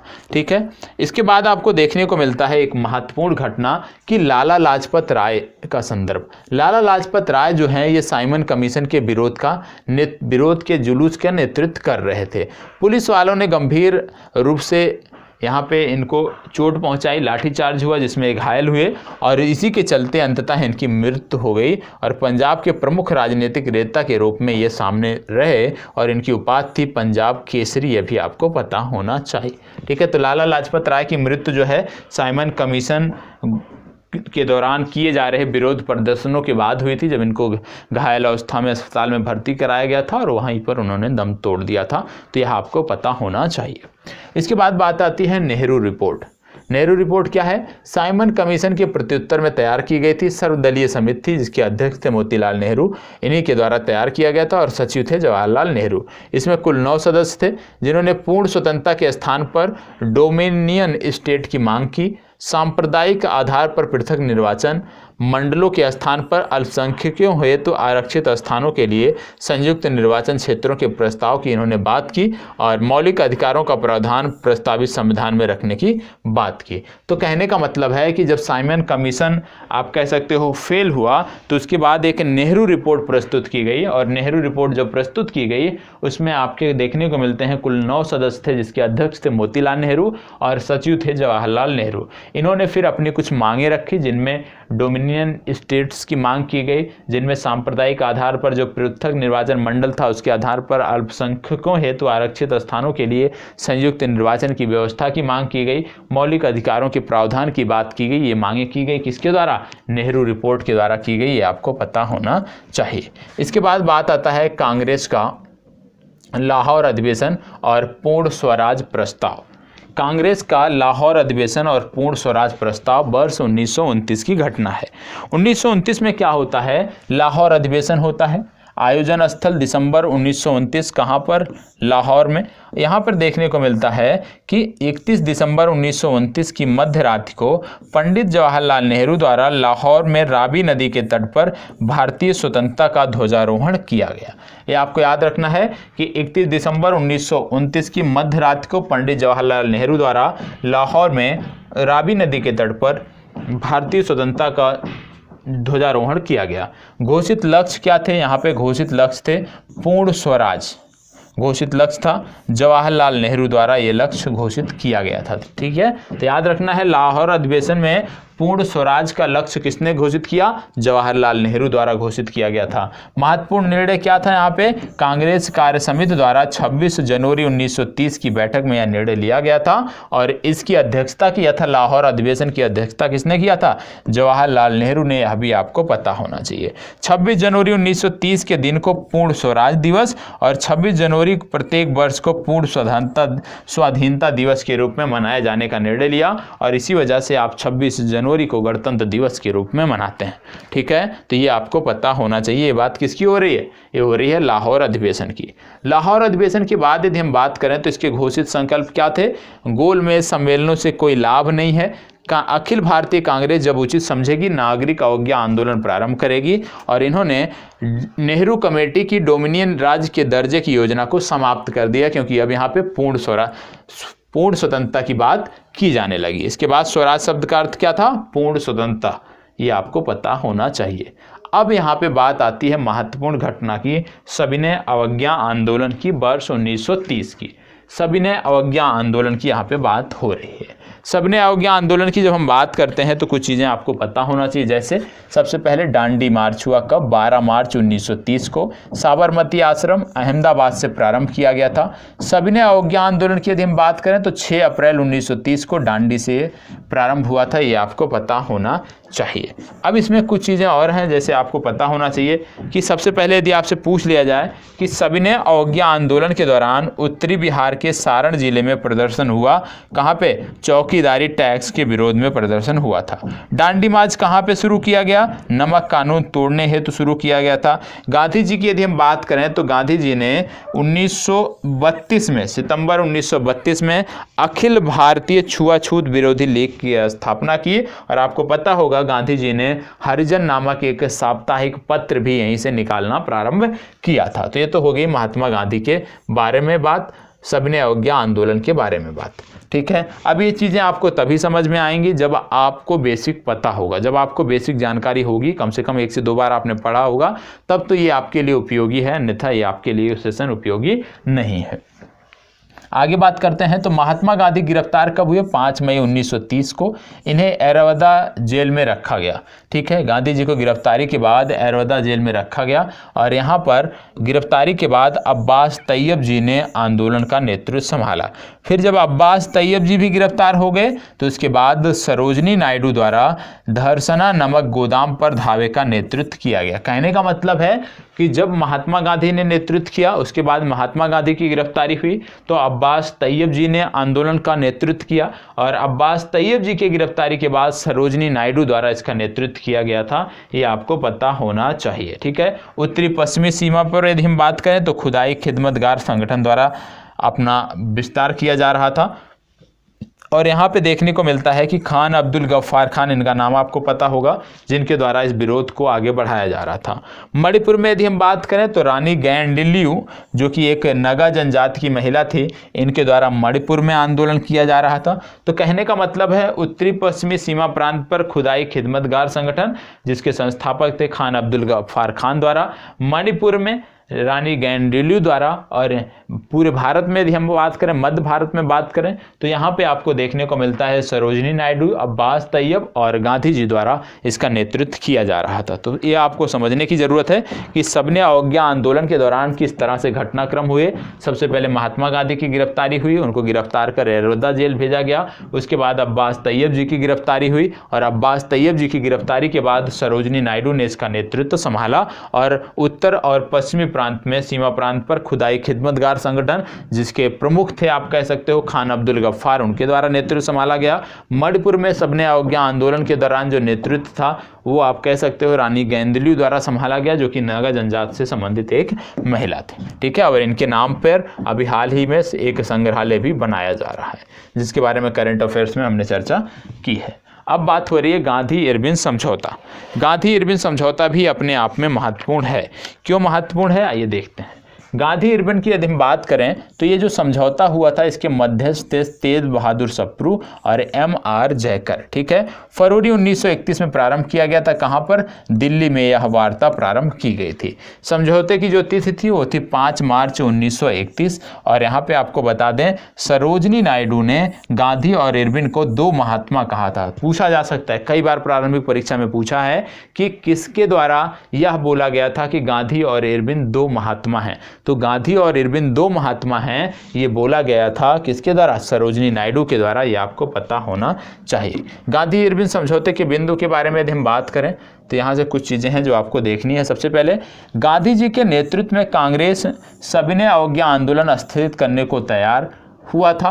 सभी युद्ध बंदियों जिनके विरुद्ध हिंसा का आरोप नहीं था को रिहा करने का आदेश हुआ था। विदेशी कपड़ों और शराब की दुकानों पर शांतिपूर्ण धरना देने का अधिकार मिला था। समुद्र तटीय प्रदेशों में बिना नमक कर दिए नमक बनाने की अनुमति मिली थी और कांग्रेस द्वितीय गोलमेज सम्मेलन में भाग लेगी, ऐसा इन्होंने कहा था। तो महात्मा गांधी और इरविन के बीच जब समझौता हुआ था तो ये कुछ उसके महत्वपूर्ण बिंदु थे जिनमें बोला गया था कि कांग्रेस सविनय अवज्ञा आंदोलन जो है वो स्थगित करेगी, लेकिन उसके बदले में कुछ चीजें चाहती है। क्या चाहती है? सभी युद्धबंदी जिनके खिलाफ हिंसा का आरोप नहीं है उनको रिहा कर दिया जाए। सभी युद्धबंदियों के साथ साथ कि जो विदेशी कपड़ों और शराब की दुकानों पर शांतिपूर्ण धरना देने का अधिकार है उसको भी बनाए रखा जाए। तीसरा बोला गया समुद्र तटीय प्रदेशों में बिना नमक कर दिए नमक बनाने की अनुमति मिलनी चाहिए और कांग्रेस द्वितीय गोलमेज सम्मेलन में भाग लेने के लिए तैयार हुई, ये आपको पता होना चाहिए। इसके बाद यदि हम बात करें इनमें महत्वपूर्ण तथ्यों की तो इरविन के जीवनीकार एलन कैंपबेल जॉनसन के अनुसार गांधी इरविन समझौते में महात्मा गांधी के लाभ थे सांत्वना पुरस्कार। वायसराय इरविन ने गांधी जी को जेल से रिहा किया कब? 26 जनवरी 1931 को। वर्ष 1930 में अंग्रेजी सरकार के विरुद्ध प्रसिद्ध पेशावर कांड के नायक थे वीरचंद गढ़वाली, उत्तराखंड के थे, ये आपको पता होना चाहिए। सविनय अवज्ञा आंदोलन की असफलता के बाद गांधी जी ने महत्व दिया रचनात्मक कार्यक्रम को महत्व दिया, ये आपको पता होना चाहिए। तो गांधी इरविन समझौता भी आपने देख लिया। इसके बाद बात आता है कराची अधिवेशन, कांग्रेस का कराची अधिवेशन। और कांग्रेस का ये जो कराची अधिवेशन है ये आपके लिए महत्वपूर्ण है। आइए देख लेते हैं कांग्रेस के कराची अधिवेशन के बारे में। सबसे पहली बात, कराची अधिवेशन में यदि हम बात करें तो उद्देश्य क्या था? गांधी इरविन समझौते को मंजूरी देना। अध्यक्ष कौन थे यहाँ पे? सरदार वल्लभ भाई पटेल अध्यक्ष थे। पारित प्रस्ताव कौन सा था? मौलिक अधिकारों और राष्ट्रीय आर्थिक कार्यक्रमों से संदर्भ था। गांधी जी का कथन क्या था कि गांधी मर सकता है, गांधीवाद नहीं। ये कहां पर कहा था गांधी जी ने? अपने कराची अधिवेशन में कहा था, जिसकी अध्यक्षता की थी सरदार वल्लभ भाई पटेल ने। और सरदार को सरदार उपाधि किसने दी थी? आपको कमेंट बॉक्स में अभी बताना है, ठीक है। प्रथम अवसर था जब कांग्रेस द्वारा पूर्ण स्वराज्य परिभाषित किया गया। और आपको बता दें यहाँ पे मूल अधिकारों तथा आर्थिक कार्यक्रमों का संकल्प लिया गया। जवाहरलाल नेहरू द्वारा यह प्रारूपित किया गया। तो कराची अधिवेशन आपको याद रखना है क्योंकि कराची अधिवेशन आपके लिए महत्वपूर्ण है, क्योंकि इसी में गांधी इरविन समझौते को जो है वो मंजूरी दी गई थी। सरदार वल्लभ भाई पटेल ने इसकी अध्यक्षता की थी, ठीक है। इसके साथ साथ आगे बढ़ते हैं। फिर बात आती है प्रथम गोलमेज सम्मेलन की, ठीक है। प्रथम गोलमेज सम्मेलन की यदि हम बात करें तो यहाँ पे आपको देखना है कि प्रथम गोलमेज सम्मेलन 12 नवंबर 1930 से 19 जनवरी 1931 के बीच हुआ था। स्थान क्या था? स्थान था लंदन। यहाँ पे भारत के 79 भारतीय प्रतिनिधियों ने भाग लिया था, जिनमें तेज बहादुर सप्रू, मोहम्मद अली जिन्ना, भीमराव अंबेडकर, मुंजे और MR जयकर शामिल हैं। ये नाम आपके लिए महत्वपूर्ण है, पता होना चाहिए। तेज बहादुर सप्रू, मोहम्मद अली जिन्ना, भीमराव अंबेडकर, मुंजे और MR जयकर, इन्होंने प्रथम गोलमेज सम्मेलन में भाग लिया था। कांग्रेस ने भाग नहीं लिया था, ईसाइयों का प्रतिनिधित्व KT पॉल ने किया था, यह आपको पता होना चाहिए। और सम्मेलन का उद्घाटन ब्रिटिश सम्राट द्वारा किया गया था। इसके अध्यक्ष थे रैमजे मैकडोनाल्ड, ठीक है। इसके बाद बात आती है द्वितीय गोलमेज सम्मेलन की। और आप जानते हो द्वितीय गोलमेज सम्मेलन में गांधी इरविन समझौते के दौरान महात्मा गांधी ने भाग लेने के लिए स्वीकृति दी थी, ठीक है। तो यहाँ पे आपको देखने को मिलता है 7 सितंबर 1931 से 1 दिसंबर 1931 तक हुआ। इसमें भागीदारी किसकी थी? सरोजिनी नायडू, एनी बेसेंट, मदन मोहन मालवीय, गांधी जी कांग्रेस के एकमात्र प्रतिनिधि थे, ठीक है। गांधी जी जो कि कांग्रेस के एकमात्र प्रतिनिधि थे, ये MS राजपूताना जलपोत से लंदन गए थे और लंदन के किंग्सले हॉल में ठहरे हुए थे। स्वदेश वापसी पर गांधी जी ने क्या कहा था? स्वदेश वापसी पर गांधी जी ने कहा, यह सच है कि मैं खाली हाथ लौटा हूं, किंतु मुझे संतोष है कि जो ध्वज मुझे आपने सौंपा था उसे नीचे नहीं होने दिया हूं और उसके सम्मान के साथ समझौता नहीं किया हूं। क्योंकि गांधी इरविन जो द्वितीय आप कह सकते हो गोलमेज सम्मेलन था वो सफल नहीं था। कुछ चीज़ों के लेकर महात्मा गांधी संतुष्ट नहीं थे, महात्मा गांधी में रोष था। तो महात्मा गांधी ने यहाँ पर ये बात कही थी कि भले ही मैं खाली हाथ आया हूँ, लेकिन मैंने अपने भारत की जो आप कह सकते हो भारत का जो मान है, जो सम्मान है, उसको मैंने गिरने नहीं दिया और उससे कोई समझौता नहीं किया है। सांप्रदायिक पंचाट एवं पूना पैक्ट आपने सुना होगा, ये क्या है? आइए देख लेते हैं। यहाँ पे आपको देखने को मिलता है 16 अगस्त 1932 को रैमजे मैकडोनाल्ड ने अपने सांप्रदायिक अधिनिर्णय की घोषणा कर दी और ये काफ़ी विवादित था, जिसको सांप्रदायिक पंचाट आप कहते थे। क्या था ये? दलितों को भी अल्पसंख्यक मानकर हिंदुओं से अलग कर दिया गया था। किसके अंतर्गत? सांप्रदायिक पंचाट के अंतर्गत। गांधी जी ने अपना पहला आमरण अनशन भी यहीं पर प्रारंभ किया था। किसके विरुद्ध? सांप्रदायिक निर्णय के विरुद्ध। और 24 सितंबर 1932 को भीमराव अंबेडकर और गांधी जी के अनुयायियों के मध्य हुए समझौते को कहा जाता है पूना समझौता, क्योंकि पूना समझौता जो है वो कम्युनल अवार्ड सांप्रदायिक पंचाट के विरुद्ध था, उसको समाप्त करने के लिए था। और जब ये समाप्त हुआ उसी के बाद ही महात्मा गांधी ने अपना पहला आमरण अनशन समाप्त किया था। किनके बीच हुआ था? इसको पूना पैक्ट के नाम से जाना जाता है, पूना समझौते के नाम से जाना जाता है, और महात्मा गांधी और भीमराव अंबेडकर के बीच हुआ था।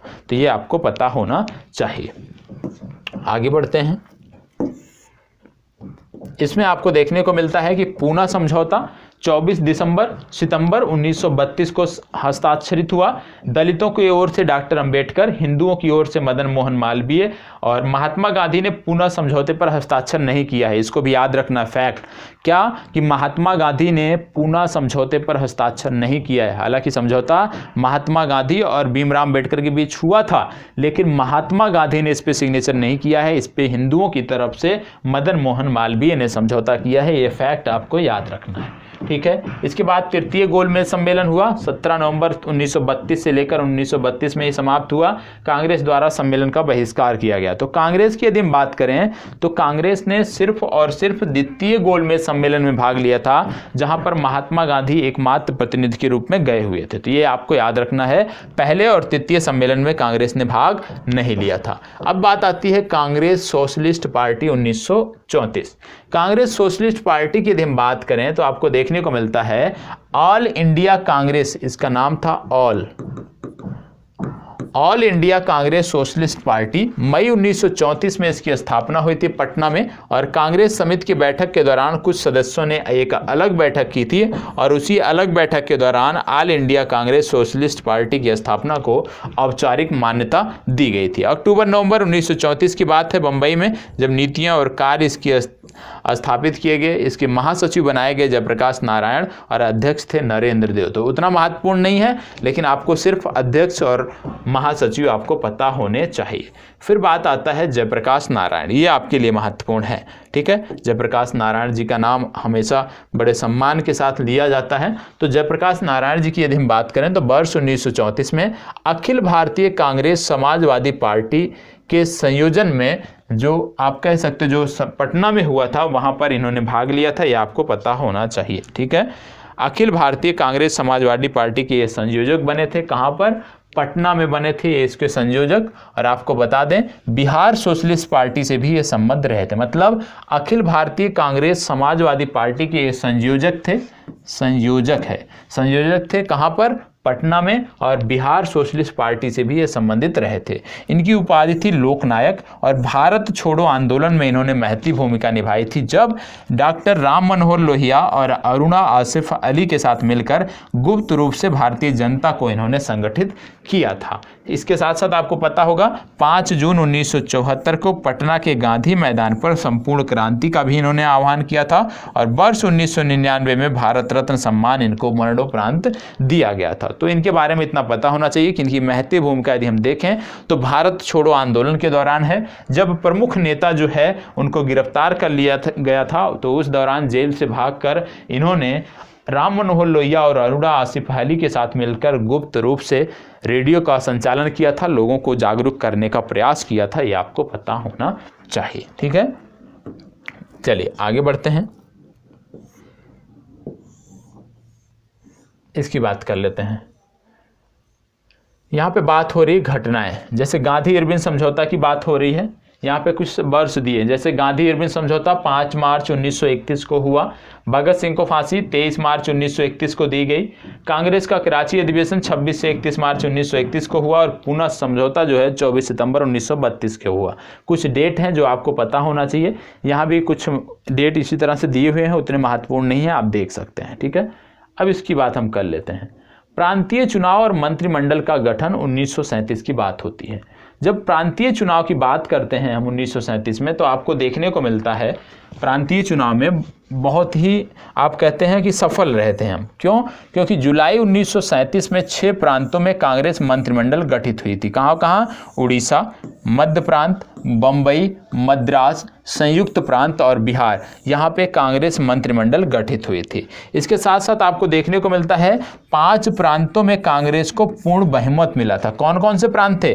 संयुक्त प्रांत था, उड़ीसा था, मद्रास था, बिहार था और मध्य प्रांत एवं बरार था, जहां पर कांग्रेस को पूर्ण बहुमत मिला था। तो कांग्रेस को जहां पे पूर्ण बहुमत मिला था वो प्रांत आपको पता होना चाहिए।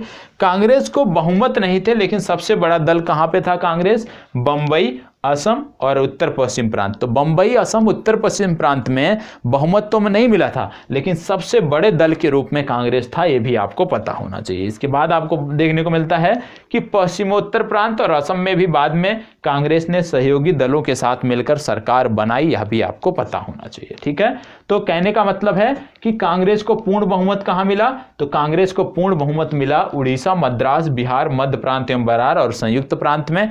कहां लार्जेस्ट पार्टी के रूप में उभर कर सामने आई? बंबई, असम और उत्तर पश्चिम प्रांत में एक लार्जेस्ट पार्टी के रूप में उभर कर सामने आई। और 6 प्रांतों में कांग्रेस मंत्रिमंडल गठित की गई। कहां कहां से? बिहार, उड़ीसा, मध्य प्रांत, बंबई, मद्रास, संयुक्त प्रांत, ये भी आपको पता होना चाहिए। ठीक है, इसके बाद बात आता है देसी रियासतों की बात आती है। और देसी रियासतों की जब बात आती है तो यहाँ पे कुछ चीज़ें हैं जो आपको पता होना चाहिए, जो चीज़ें आपको ध्यान में देनी है। अब देसी रियासतों में यदि हम बात करें तो बटलर समिति का नाम अक्सर लिया जाता है। ठीक है, बटलर समिति क्या थी इसके बारे में आइए समझ लेते हैं। बटलर समिति की जब हम बात करते हैं तो यहाँ पे आपको पता होगा कि इसका गठन वर्ष 1927 में किया गया था। इसका अन्य नाम था भारतीय रियासत समिति। इसका उद्देश्य क्या था? भारत सरकार तथा रियासतों के मध्य संबंधों की जांच करना, ब्रिटिश भारत तथा भारतीय रियासतों के मध्य आर्थिक एवं वित्तीय संबंधों में सुधार हेतु सिफारिशें करना। तो बटलर समिति का उद्देश्य क्या था? विशेष रूप से समन्वय का काम था, ये आपको पता होना चाहिए। अखिल भारतीय राज्य जन कॉन्फ्रेंस का आयोजन दिसंबर 1927 में किया गया था। भारतीय प्रजामंडल, ये आप करेक्ट कर लीजिएगा, इसमें त्रुटि है। भारतीय प्रजामंडल का अध्यक्ष वर्ष 1939 में जवाहरलाल नेहरू को चुना गया था। तो यहाँ अच्छा नीचे दिया, इसको आप करेक्ट, ये गलत है, इसको हटा दीजिएगा। भारतीय प्रजामंडल का अध्यक्ष वर्ष 1939 में किसको चुना गया? जवाहरलाल नेहरू को चुना गया, ये आपको पता होना चाहिए। और 26 अक्टूबर 1947 को कश्मीर के महाराजा हरि सिंह ने भारत में विलय के लिए हस्ताक्षर पत्र सौंपा, किसको? जवाहरलाल नेहरू को। और भारतीय संघ में अधिकांशतः रजवाड़ों का विलय कब हुआ? वर्ष 1947 में। किसके फलस्वरूप हुआ? सरदार वल्लभ भाई पटेल के प्रयासों के फलस्वरूप हुआ। फिर इसके बाद बात आती है द्वितीय विश्व युद्ध की। वो आपके लिए उतना महत्वपूर्ण नहीं है, ठीक है, तो इसके लिए कोई मतलब नहीं, पीडीएफ में दी हुई है, आप पढ़ लीजिएगा। ठीक है, इसके बाद बात आती है पाकिस्तान की मांग को लेकर। पाकिस्तान की मांग को लेकर यदि हम बात करें तो पाकिस्तान की मांग एकाएक तो नहीं उठाई गई रही होगी। ठीक है, तो पाकिस्तान की मांग में सबसे पहला महत्वपूर्ण आता है इलाहाबाद अधिवेशन।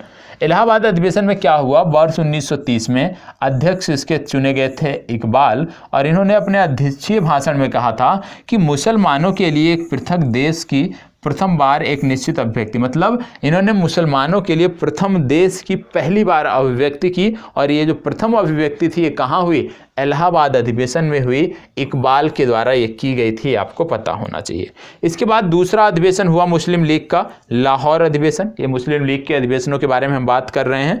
इसकी अवधि थी 22 से 24 मार्च 1940। इसके अध्यक्ष थे मोहम्मद अली जिन्ना, और मोहम्मद अली जिन्ना ने मांग किया कि भारत से अलग एक मुस्लिम राष्ट्र बनाया जाना चाहिए और उसके अतिरिक्त हमें कुछ भी स्वीकार नहीं है। तो यह याद रखना है हमें कि अध्यक्षीय भाषण में मोहम्मद अली जिन्ना ने कहा कि भारत से अलग एक मुस्लिम राष्ट्र हमें चाहिए और उससे कम पर हमें कुछ भी मंजूर नहीं है। और आपको बता दें यहीं पर जिन्ना के द्विराष्ट्र सिद्धांत को मान्यता दी गई, ये आपको पता होना चाहिए। इसके बाद आपको देखने को मिलता है 23 मार्च 1943 को कि पाकिस्तान दिवस का आयोजन किया गया। इसके बाद बात आती है चौधरी रहमत अली। इनका भी नाम याद रखना है। क्यों याद रखना है, आइए देख लेते हैं। चौधरी रहमत अली की बात करें तो वर्ष 1933 में पाकिस्तान शब्द का सर्वप्रथम प्रयोग जो है वो चौधरी रहमत अली ने किया था। कैम्ब्रिज विश्वविद्यालय के छात्र थे। और पैम्पलेट एक था now or never, or be to live or perish forever, ये पंपलेट इन्होंने छपवाया था और वहीं पे इसकी चर्चा की गई थी, ये आपको पता होना चाहिए। और चौधरी रहमत अली ने जो ये नामकरण किया था वो इन 5 इकाइयों के आधार पे पाकिस्तान का नामकरण किया गया था। पहला था बलूचिस्तान, दूसरा था पंजाब, तीसरा था north west frontier province Afghan प्रांत, चौथा था कश्मीर और पांचवा था सिंध। मतलब पाकिस्तान का जो नामकरण हुआ है इन 5 इकाइयों के आधार पे हुआ है, ये आपको पता होना चाहिए। जैसे आप देखते होंगे PAKISTAN, तो यहीं पे आपको सब मिल जाएंगे, ये आपको पता होना चाहिए। तो पाकिस्तान का नामकरण इन 5 इकाइयों के आधार पे हुआ है। सबसे पहले पाकिस्तान शब्द चौधरी रहमत अली ने गढ़ा था। इसके बाद बात आती है व्यक्तिगत सत्याग्रह की। अब व्यक्तिगत सत्याग्रह की जब बात करते हैं तो आपको पता होना चाहिए, कई बार पूछा जाता है कि व्यक्तिगत सत्याग्रही पहले कौन थे, तो आपको यहाँ पे पता होना चाहिए पहले व्यक्तिगत सत्याग्रही कौन थे। व्यक्तिगत सत्याग्रह की जब हम बात करते हैं तो सबसे पहले वर्ष 1940 की बात हो रही है। अगस्त माह में कांग्रेस ने गांधी जी के नेतृत्व में इस प्रस्ताव को पूरी तरह से अस्वीकार कर व्यक्तिगत सत्याग्रह प्रारंभ किया था। ठीक है, अब व्यक्तिगत सत्याग्रह क्या था? प्रतीकात्मक अभिव्यक्ति थी, किसको लेकर? ब्रिटिश सरकार की भारत के प्रति नीतियों को लेकर नैतिक विरोध की एक नीति थी। इसको प्रारंभ किया था 17 अक्टूबर 1940 को। आपसे अक्सर पूछा जाता है कि प्रथम व्यक्तिगत सत्याग्रही कौन थे, तो इनका नाम आपको याद रखना है। व्यक्तिगत सत्याग्रह में एक चीज सिर्फ याद रखना है कि प्रथम व्यक्तिगत सत्याग्रही जो थे वो थे विनोबा भावे। यदि आपसे पूछ लिया जाए द्वितीय व्यक्तिगत सत्याग्रही थे कौन थे, तो पंडित जवाहरलाल नेहरू द्वितीय व्यक्तिगत सत्याग्रही थे। तो सिर्फ इतना याद रखना है, प्रथम व्यक्तिगत सत्याग्रही जो थे वो थे विनोबा भावे, द्वितीय व्यक्तिगत सत्याग्रही थे पंडित जवाहरलाल नेहरू, और व्यक्तिगत सत्याग्रह जो प्रारंभ किया गया था वर्ष 1940 में प्रारंभ किया गया था, ये आपको पता होना चाहिए। इसके बाद यदि हम बात करें तो आपको देखने को मिलता है महात्मा गांधी, सर्वोदय शब्द का सर्वप्रथम प्रयोग किया था महात्मा गांधी ने। और विनोबा भावे की यदि हम बात करें तो सर्वोदय समाज की स्थापना की थी। ठीक है, तो याद रखना है कि सर्वोदय शब्द का सर्वप्रथम प्रयोग महात्मा गांधी ने किया था, लेकिन क्योंकि महात्मा गांधी से बहुत ज़्यादा प्रभावित थे विनोबा भावे जो कि प्रथम सत्याग्रही थे, और विनोबा भावे ने सर्वोदय समाज की स्थापना की। क्यों किया सर्वोदय समाज की स्थापना? गांधी जी के आदर्शों के प्रसार के लिए। तो यदि आपसे ये प्रश्न बन जाए कि सर्वोदय समाज का, सर्वोदय शब्द का सर्वप्रथम प्रयोग किसने किया, तो आप बताओगे सर्वप्रथम प्रयोग महात्मा गांधी ने किया। लेकिन यदि आपसे पूछ लिया जाए सर्वोदय समाज की जो स्थापना थी वो किसके द्वारा की गई, तो सर्वोदय समाज की स्थापना विनोबा भावे द्वारा की गई। क्यों की गई? महात्मा गांधी के आदर्शों को, महात्मा गांधी के विचारों को प्रचार प्रसार के लिए। ठीक है, इसके बाद बात आती है क्रिप्स मिशन की। ठीक है, अब बात कर लेते हैं क्रिप्स मिशन की। क्रिप्स मिशन की यदि हम बात करें तो इसके मुख्य बिंदु थे भारत के लिए आश्वासन कि किसी बाहरी सत्ता के अधीन हम नहीं रहेंगे, अब संविधान की बात, और विशेष रूप से निर्मित करने का अधिकार भारतीयों को मिले। युद्ध के बाद एक संविधान निर्मात्री परिषद का गठन किया जाए और संविधान निर्मात्री परिषद में ब्रिटिश भारत के प्रांतों और देशी रजवाड़ों को प्रमुखता से जगह दी जाए। तो क्रिप्स मिशन 1942 की अब हम बात कर लेते हैं। क्रिप्स मिशन 1942 की अब बात हो रही है। ठीक है, क्रिप्स मिशन 1942 में आपने देखा, जो फैक्ट मैंने आपको बताया कि क्रिप्स मिशन 1942 के मुख्य बिंदु कौन थे। क्रिप्स मिशन 1942 के मुख्य बिंदु थे कि भारत जो है अब उसको यह आश्वासन चाहिए कि अब हम किसी विदेशी सत्ता के अधीन नहीं रहेंगे, संविधान हमारा होगा जिसको निर्मित करने का अधिकार हमारा होगा, हम देशी रजवाड़ों के साथ मिलकर इसको निर्मित करेंगे, ये आपको पता होना चाहिए। अब आइए क्रिप्स मिशन देख लेते हैं, क्रिप्स मिशन था क्या, इतनी चर्चा होती है क्रिप्स मिशन की। तो क्रिप्स मिशन की जब हम बात करते हैं तो सबसे पहले आपको पता होना चाहिए क्रिप्स मिशन, इसके अध्यक्ष थे सर स्टैनफोर्ड क्रिप्स, और इन्हीं के नाम पर इस मिशन का नाम रखा गया था क्रिप्स मिशन। इसमें यदि हम बात करें तो संविधान निर्मात्री परिषद के गठन का उल्लेख है। संविधान निर्मात्री परिषद में भारतीय राज्यों का प्रतिनिधित्व हो, इसकी बात की गई है।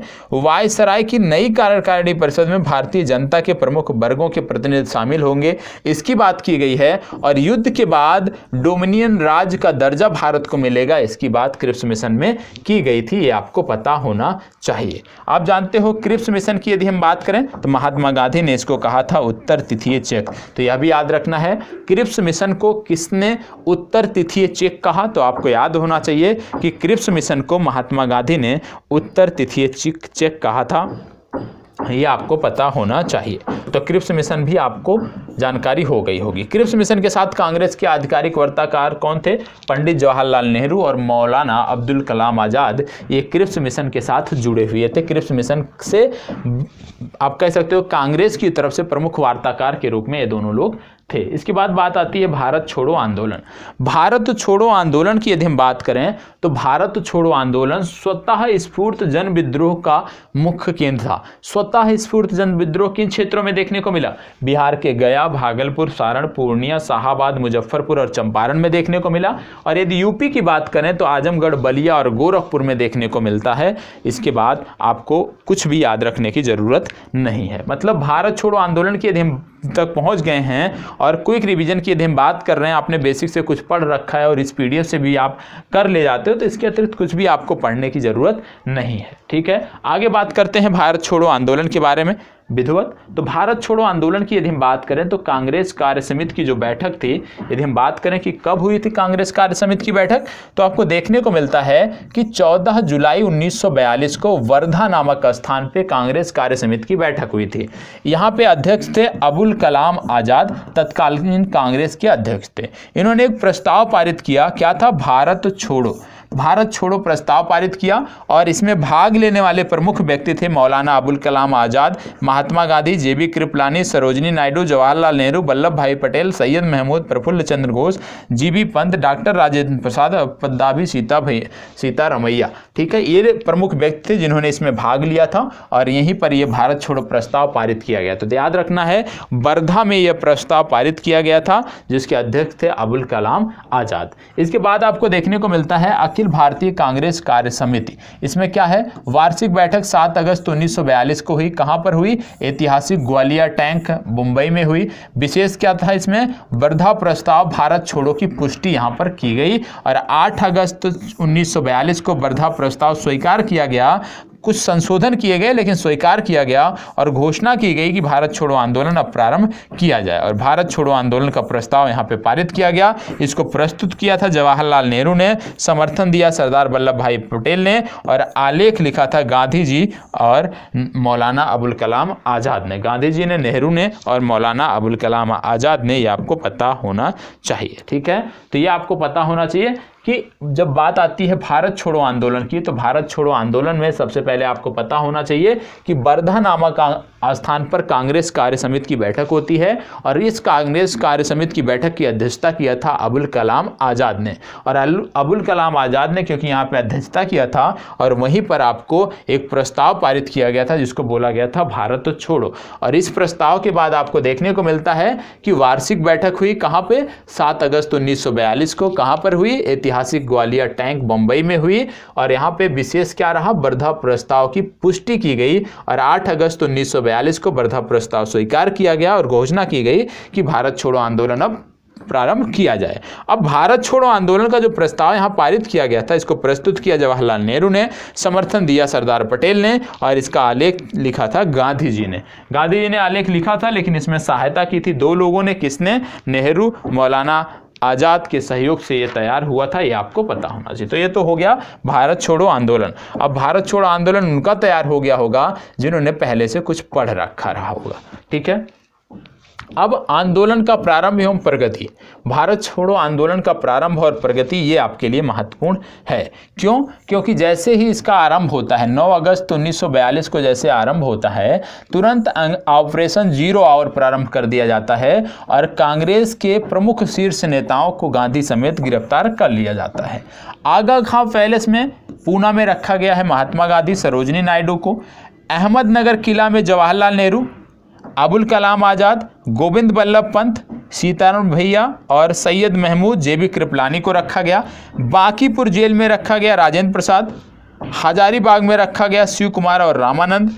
आंदोलन में प्रमुख भागीदारी की यदि बात करें तो समूचे देश की रही। सर्वाधिक प्रभावित क्षेत्र बंबई, बंगाल, बिहार, उड़ीसा एवं मद्रास रहा। और स्वतः स्फूर्त आंदोलन कहाँ रहा? शीर्ष नेताओं की गिरफ्तारी के बाद जो अभी आपने देखा कि बिहार के कुछ क्षेत्र और उत्तर प्रदेश के कुछ क्षेत्र थे जहाँ पे ये स्वतः स्फूर्ति के रूप में रहा। तो सबसे पहली बात कि कब प्रारंभ हुआ? 9 अगस्त 1942 को ऑपरेशन जीरो आवर तुरंत प्रारंभ किया अंग्रेजी सरकार ने, ब्रिटिश हुकूमत ने, और प्रमुख नेताओं को गिरफ्तार कर लिया गया। अब इनके जो कैद स्थल हैं इनके बारे में पूछा जाता है, इनके कैद स्थल के बारे में पूछा जाता है। तो इनके कैद स्थल के बारे में आपको जानकारी होनी चाहिए कि कौन से प्रमुख व्यक्ति को कहाँ कैद किया गया। जैसे आगा खां पैलेस में गांधी जी और सरोजिनी नायडू, अहमदनगर किला में जवाहरलाल नेहरू, अबुल कलाम आज़ाद, गोविंद वल्लभ पंत, बहुत सारे लोग थे।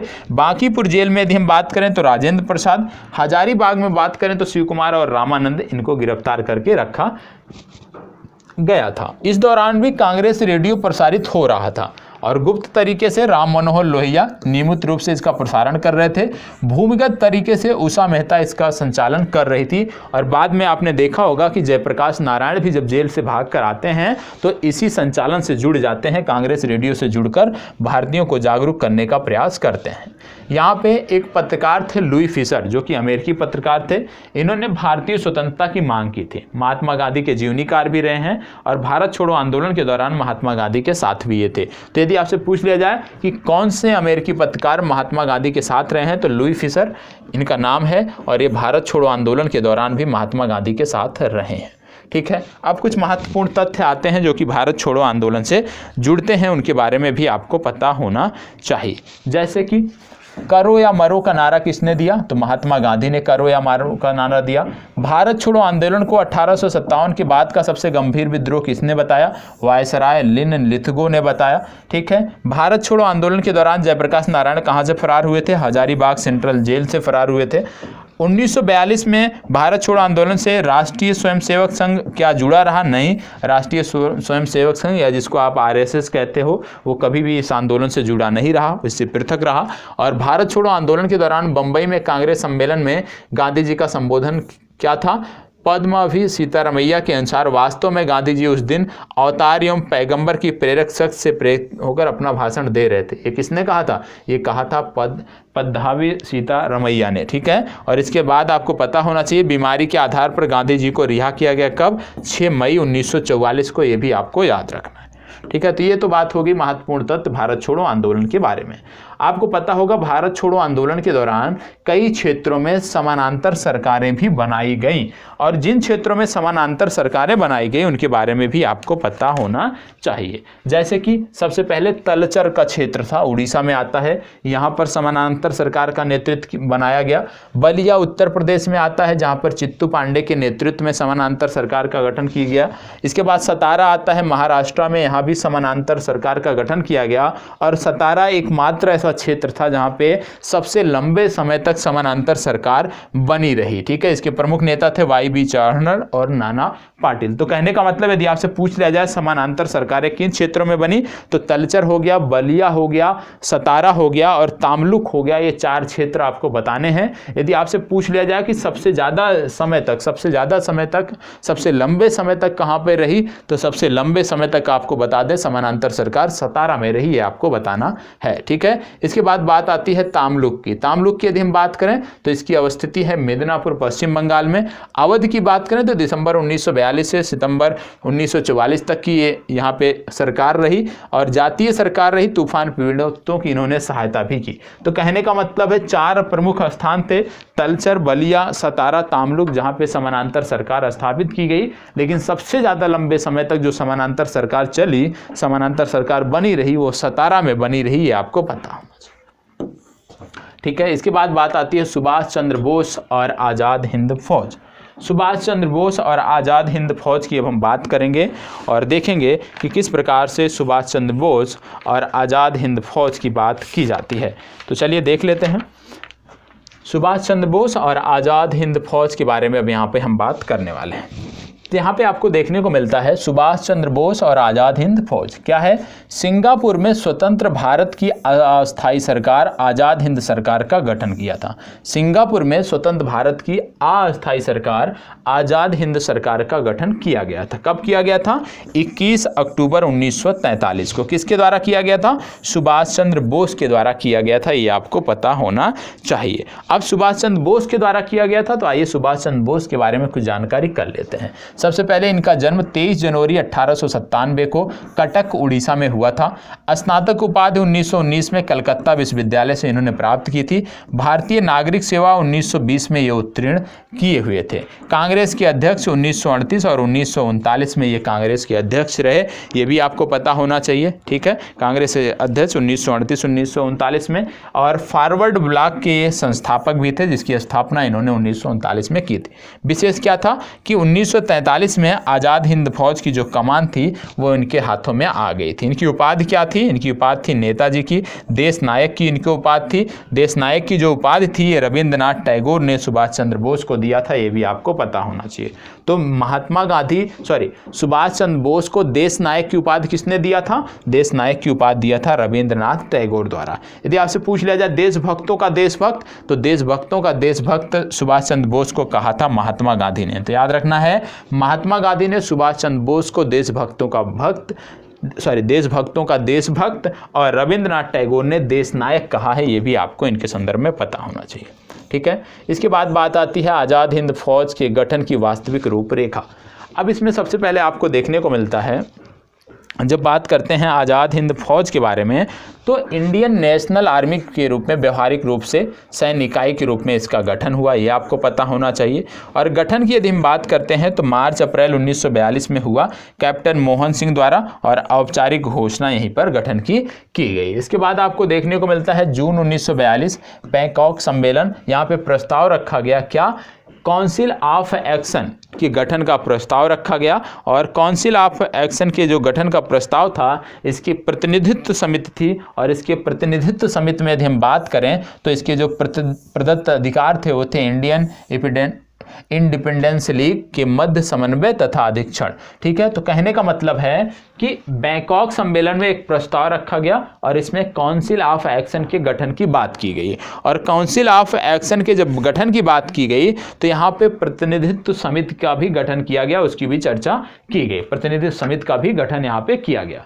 इसके बाद इसके अधिकार दिए गए। क्या अधिकार दिए गए? कि इंडियन इंडिपेंडेंस लीग और इंडियन नेशनल आर्मी के मध्य समन्वय तथा अधीक्षण का कार्य इसका होगा। यह बात यहाँ पे स्पष्ट रूप से की गई। इसके बाद आपको देखने को मिलता है कि सुभाष चंद्र बोस लगातार सक्रिय रहे और इन्होंने फिर आगे चलकर आज़ाद हिंद फौज का गठन किया। इसके बाद आपको देखने को मिलता है कि लाल किला मुकदमा नवंबर 1945 की बात आती है, जहां पे राशिद अली, प्रेम सहगल, गुरबख्श सिंह ढिल्लन और शहनवाज, जिनमें से प्रेम सहगल, गुरबख्श सिंह ढिल्लन और शहनवाज को मृत्युदंड दिया गया। राशिद अली को 7 वर्ष की सजा सुनाई गई। ठीक है, इसके बाद आप देखोगे तो इस आज़ाद हिंद फौज बचाव समिति का भी गठन किया गया, जिसका नेतृत्व किया भूलाभाई देसाई है। और आज़ाद हिंद फौज बचाव समिति का उद्देश्य था कि लाल किला मुकदमा में जो लोग संलग्न हैं, जो लोग संलिप्त हैं, उनको किसी भी तरह से उनका बचाव किया जाए। इसके प्रमुख रूप में यदि देखें तो तेज बहादुर सप्रू, कैलाश नाथ काटजू इसके प्रमुख थे। और सदस्यों में यदि हम बात करें तो अरुणा आसिफ अली और जवाहरलाल नेहरू भी इससे जुड़े हुए थे, जिसका उद्देश्य था कि लाल किला मुकदमा में जिनको सजा सुनाई गई है उनको बचाया जाए। ठीक है, बाद में क्या हुआ? बाद में आपको देखने को मिलता है 4 जुलाई 1943 को सुभाष चंद्र बोस द्वारा इंडियन नेशनल आर्मी का नेतृत्व ग्रहण किया गया। और इसमें आपको देखने को मिलता है कि द्वितीय इंडियन नेशनल आर्मी की संज्ञा भी इसे दी जाती है और इसे ही हिंदी में आज़ाद हिंद फौज कहा जाता है। तो दोनों चीज़ें एक हैं, ये आपको पता होना चाहिए। बाद में जब ये विशेषाधिकार समिति का गठन किया गया था, जब इसका दबाव पड़ा तो लॉर्ड बेबल थे उस समय, तो लॉर्ड बेबल ने क्या कर दिया? लॉर्ड बेबल ने अपने विशेषाधिकारों का प्रयोग करते हुए लाल किला मुकदमे में मृत्युदंड की सजा को माफ़ कर दिया। तो जब इनके द्वारा बचाव समिति का गठन किया गया, आज़ाद हिंद बचाव समिति का गठन किया गया, तो आज़ाद हिंद फौज बचाव समिति के प्रयासों के फलस्वरूप लॉर्ड बेबल द्वारा मृत्युदंड की जो सजा थी उसको माफ किया गया और उनको मृत्युदंड से बचाया गया। इसके बाद आपको देखने को मिलता है कैबिनेट मिशन। कैबिनेट मिशन की बात करें तो 1946 में ये भारत आया था, 24 मार्च 1946 की बात है। और कैबिनेट मिशन जो शिष्टमंडल इसका था, इसकी यदि हम बात करें तो इसके एक अध्यक्ष थे, जिसके थे अध्यक्ष का नाम था लॉर्ड पैथिक लॉरेंस, ये नाम आपको पता होगा। ठीक है, इसके बाद यदि हम देखें तो इनको भारत मंत्री की पद मिली हुई थी। इसमें सदस्य कौन से? स्टेफोर्ड क्रिप्स और ए.बी. अलेक्जेंडर इसके सदस्य थे। जो ए.बी. अलेक्जेंडर नौसेना मंत्री थे और स्टेफोर्ड क्रिप्स जो थे ये बोर्ड ऑफ ट्रेड के अध्यक्ष थे। तो जो कैबिनेट मिशन भारत आया था उसमें कुल 3 सदस्य थे, एक अध्यक्ष और 2 अन्य सदस्य थे, ये आपको पता होना चाहिए। कैबिनेट मिशन ने सुझाव क्या दिया?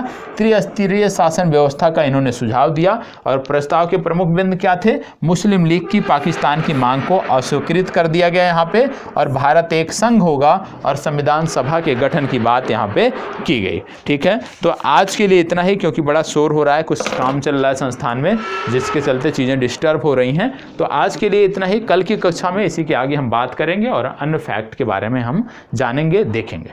चलिए, इसी प्रकार हमारे साथ बने रहें। धन्यवाद, बहुत बहुत आभार।